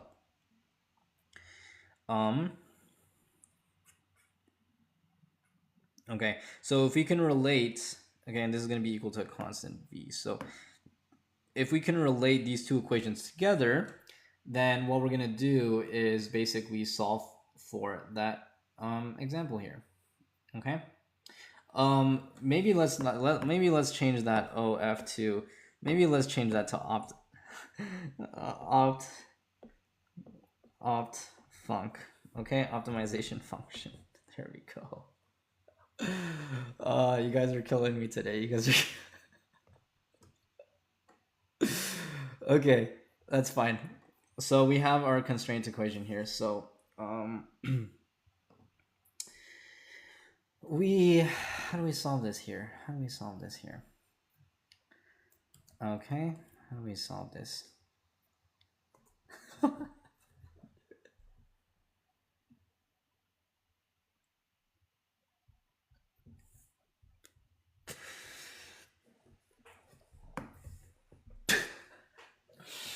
Okay, okay, I gotta try to lock in. I gotta try to lock in. Okay, I gotta try to this is my dollar, this is my rate here. It's 5 plus 4 here. This is my rate here. What's missing here? I'm missing something here. Okay, because I'm gonna differentiate this, but I know I'm gonna get 0. So let me just try that out, so I'm not get stuck on analysis paralysis. dc by dr. Okay, I'm gonna get 170 times 2 pi r, and set that equal to 0. What's so funny? The chat is killing me. The chat is killing me. Okay, you guys are killing me today. Okay. Yes, this is some critical thinking here, but we're gonna get r equals 0. So obviously the reason we got r equals 0, by the way, is like, hey, you know the best way to save money is don't spend any money, okay? But we're constrained because we need to still build it, okay? So that's where the constraint equation comes in, but I'm having trouble intuiting. I'm thinking about how to intuit my constraint here. That's the volume. What if I plug that in here? Okay, what if I plug in my constraint as a function of r? That is going to be now in terms of 10 pi r squared plus 160 pi. Okay, what if I plug my v? Here we go. I'm going to solve my, there we go. I'm going to solve my constraint equation for r here. So I'm going to solve this one for r first. Okay, there we go. So now we're going to solve the constraint equation for r. So I'm going to get v over 20 pi equals r cubed. Okay, I'm going to take the cube root of both sides. So I'm going to say r equals v over 20 pi to the power of 1 over 3. So I'm going to plug this into my r. So now I'm going to plug my c equals 170 pi times my r squared, which is now a v over 20 pi to the 1 over 3. I'm going to factor out one of my constants here, 20 to the 1 over 3. And then I'm going to differentiate this guy right over here. Okay, I'm going to differentiate c. Now I'm going to set this equal to 0. I'm going to solve for that. No, this should be, sorry, this should be, yeah, this should be a volume here. So the volume got to be constant here. The volume is going to be constant. Okay. Yeah, that's right. We're trying to, yeah, we're trying to, the problem statement was a comment earlier. We're trying to optimize the cost of this. We're trying to optimize the cost of this function here. Okay. So I have, I basically have a derivative here is 20 pi r squared. Okay. Oh, did I make a mistake back here? This one should have been 160 pi times r squared h. That's gonna be pi r squared h. Let me leave that one. Let me go back here. I want to leave that as a 20r. So h equals, sorry chat, I'm gonna go back over here. Sorry chat, I'm gonna go back over here. I'm gonna say that's gonna be v equals pi r squared h, and h equals v over pi r squared. So I'm gonna go back over here. Apologies chat, I'm gonna erase this. I'm gonna erase this. I'm gonna erase this. I'm gonna erase this. And go back over here and over here. So I have 10 pi r squared plus 8 pi r times my h, which is now in terms of my h over here. Okay, so this is going to be 8 pi r times v over pi r squared, but my v was 20 pi r cubed. Okay, so now, apologies chat, I was getting stuck here, but now I think I got it here. Okay, I'm going to go over here, plug my v.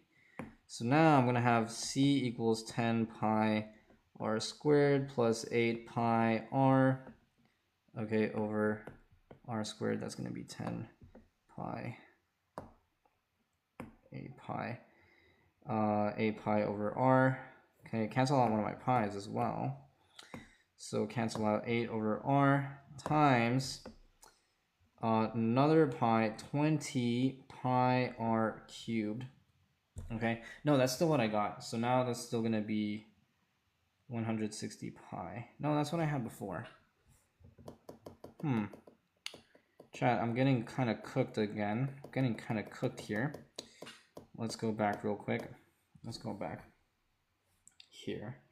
So that was my 160 pi. The reason I'm getting cooked is because I got 0 equals 0. So I'm getting kind of chopped up right here. Okay, I'm getting chopped up right here. Okay, thank you, David. Because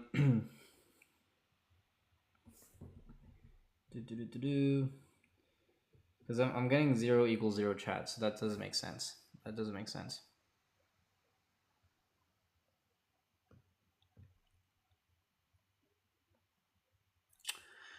Um, 10 pi.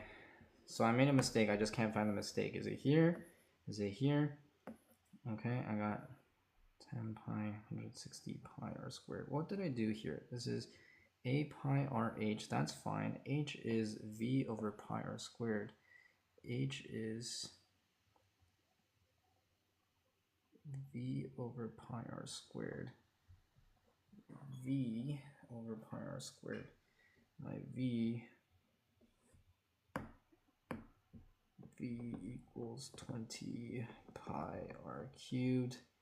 H equals 20 pi r cubed over pi r squared. No, yeah, that's not right here. Okay, so I think we're good, but I'm kind of stuck. I can't find my mistake, chat. I can't find my mistake because when I differentiate this, I'm gonna get 0 equals 0, unfortunately here. Guys, I think I'm getting cooked up here, so I think I have to pause here and try it off screen. And drop it in the Discord because I don't see what I'm doing here. Oh, there you go. Air, I was asking that, buddy. I was asking, is there any other information, okay, that they gave us? And I needed that the volume is 2 pi, 20 pi. There we go. That explains everything here. Guys, now we can cook this up here. So now we have v equals 20 pi. Now we have v equals 20 pi. That's part of our constraint equation here. And now we can plug that into our h. And that's going to be 20 pi over pi r squared h here. So it's going to be 20 pi times h over pi r squared h. Did you give that to me? Maybe that's my fault. You know what? That's my fault, chat. I totally missed that. I think he said that. I don't know why my brain wasn't registering that. Okay, that's my fault here. So that's my h. That was my constraint equation. So now I don't need this. Okay, now we're going to differentiate. Okay, ready now for the calculus?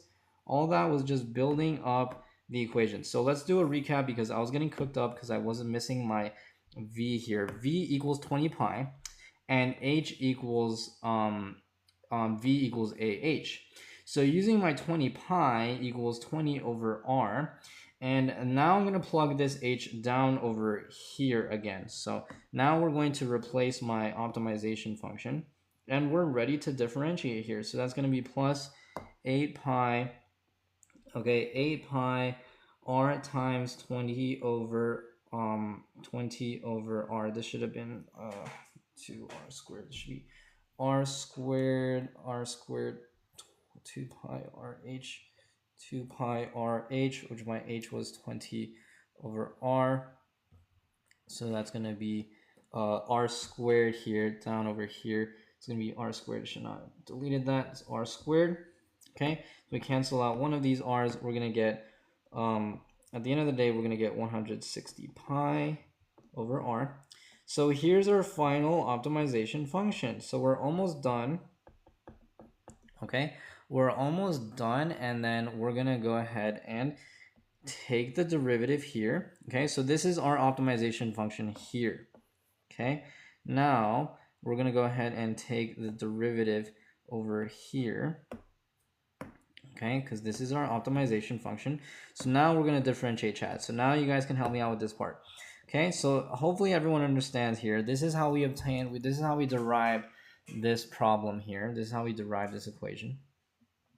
Okay, and here we go. So now we're going to have our optimization function. So again, we use our optimization function here, and we use our constraint equation to plug that into our H formula and back plug that in over here. Okay, the key that I was struggling with, that I was taking forever, was because I didn't have the volume. So now we're gonna take dc dt. All right, no, dc dr. So now everyone help me out. How do we take dc dr, okay, for this function here, 10 pi r squared plus 160 pi over r? Why don't we rewrite that one more time? Okay, someone help me out here. Is gonna be 10 pi times r squared plus 160 pi times r to the minus 1. And then dc dt, because that is called optimization, dc dr, that is called optimization formula. We're going to take our derivative here, should be a 20 pi r minus 160 pi r to the minus 2. And we're going to set this formula equal to 0 and solve for r. This is going to be 160 pi divided by r squared. And we're going to set that equal to 0. So that's going to be our new function. And set our 2 pi r equal to 160 pi divided by r squared. Cancel out one of these r's. Obviously, we can't have 0, so that's not a solution. And effectively, cancel out our pi's. Cancel out our 2's. We're going to have 180. So r, okay, r, wait, did I cancel out too many pi's? R should be, what do I do here? Let me try that one more time. 2 pi r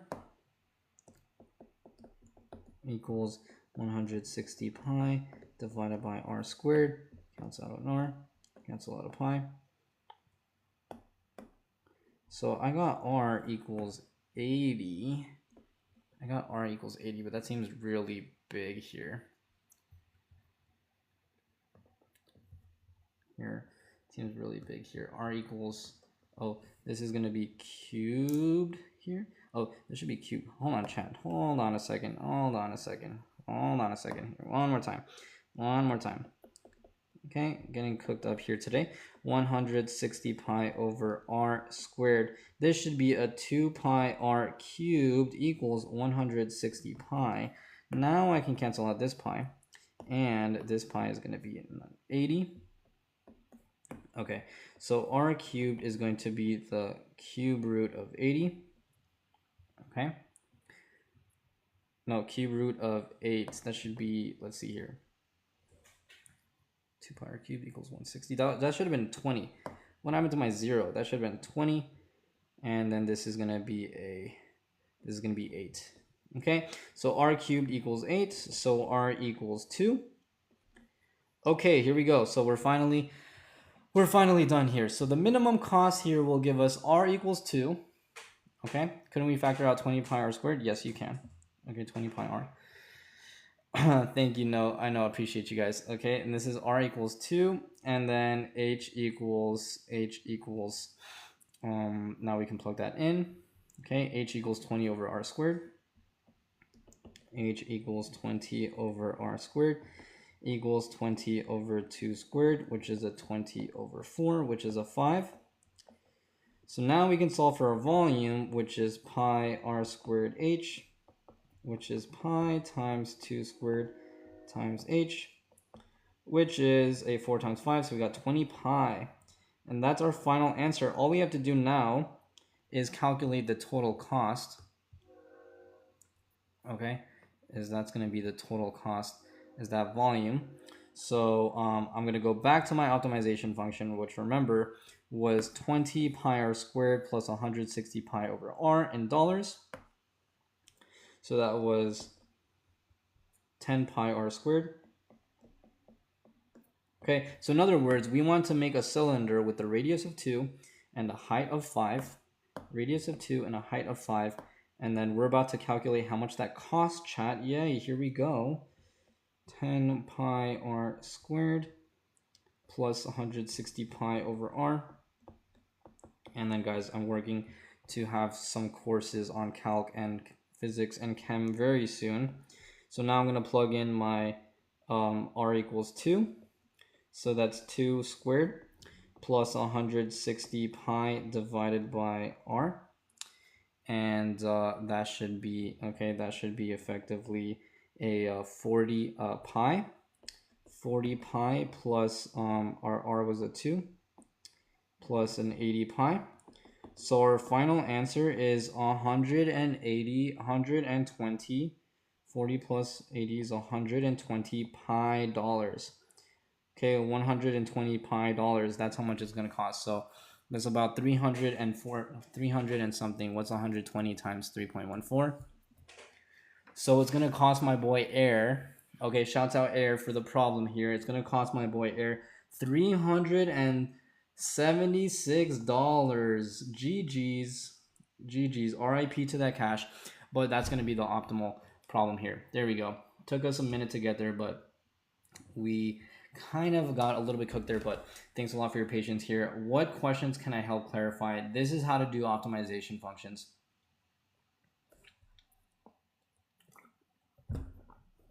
Seeing you try to work it through makes it easier to understand. I'm glad that helped, Nadia. Doll hairs, 376 doll hairs. Okay, guys, I'm pretty much gonna end it in the next 5-10 minutes. Okay. Could you explain it through again? All right, we're gonna explain it one more time here. So this is how to do optimization problems, and even though they all seem different and scary, trust me, chat, they are not different. They only need 2 equations. The first equation is gonna be the optimization function. That's what we have to take the derivative of. The second equation is gonna be the constraint equation. The constraint equation is gonna tell us how much we're limited. Okay, the reason we need constraint equation is because, well, we want to figure out how to minimize the cost. In this case, we have the volume of a cylinder whereby the top and the bottom of those circles of the cylinder were given as $5 each. Okay, and then we want to have, let's see, something here is kind of funky here, but that's kind of, let's see, it's going to be 20 pi. Yeah, that should make, I think that makes sense. Okay, hopefully that math adds up here. So this is going to be $5 for the top here, and then $4 for the entire other side here. So let's see here. Let's see if that makes sense here. So if we said this was 2, r equals 2, and h equals 5. Okay, then what we have to do is write our 2 equations. So I started with the optimization function, but we have to relate it in terms of the radius. Okay, so we have the cost of the top side and the cost of the bottom side. That's per area. Okay, that's $5 per meter squared, most likely here. Okay, Joe says best I can do is 350. Okay, that's not the yes, that's the least amount it costs. Yep, that's the least amount of cost. Okay, and we essentially added the top side and the bottom and the sides here, whereby I used my constraint equation, which I was missing and stuck for the longest time. Where was my constraint? It was 20 pi. So 20 pi is our constraint equation here.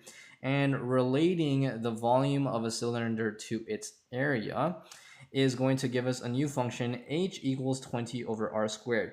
That way I can have our h replaced here as a 20 over r squared, and we got our optimization function. Now that we got our optimization function, we have to take the derivative and set it equal to 0, because that's going to give us a local minimum.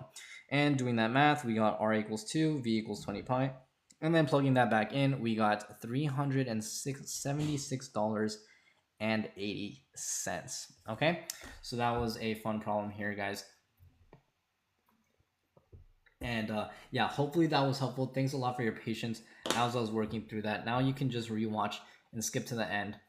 Thank you for the hat and mustache. I missed that here. Okay. Yes, it's $5 per unit area. That's right. Okay, no problem, guys.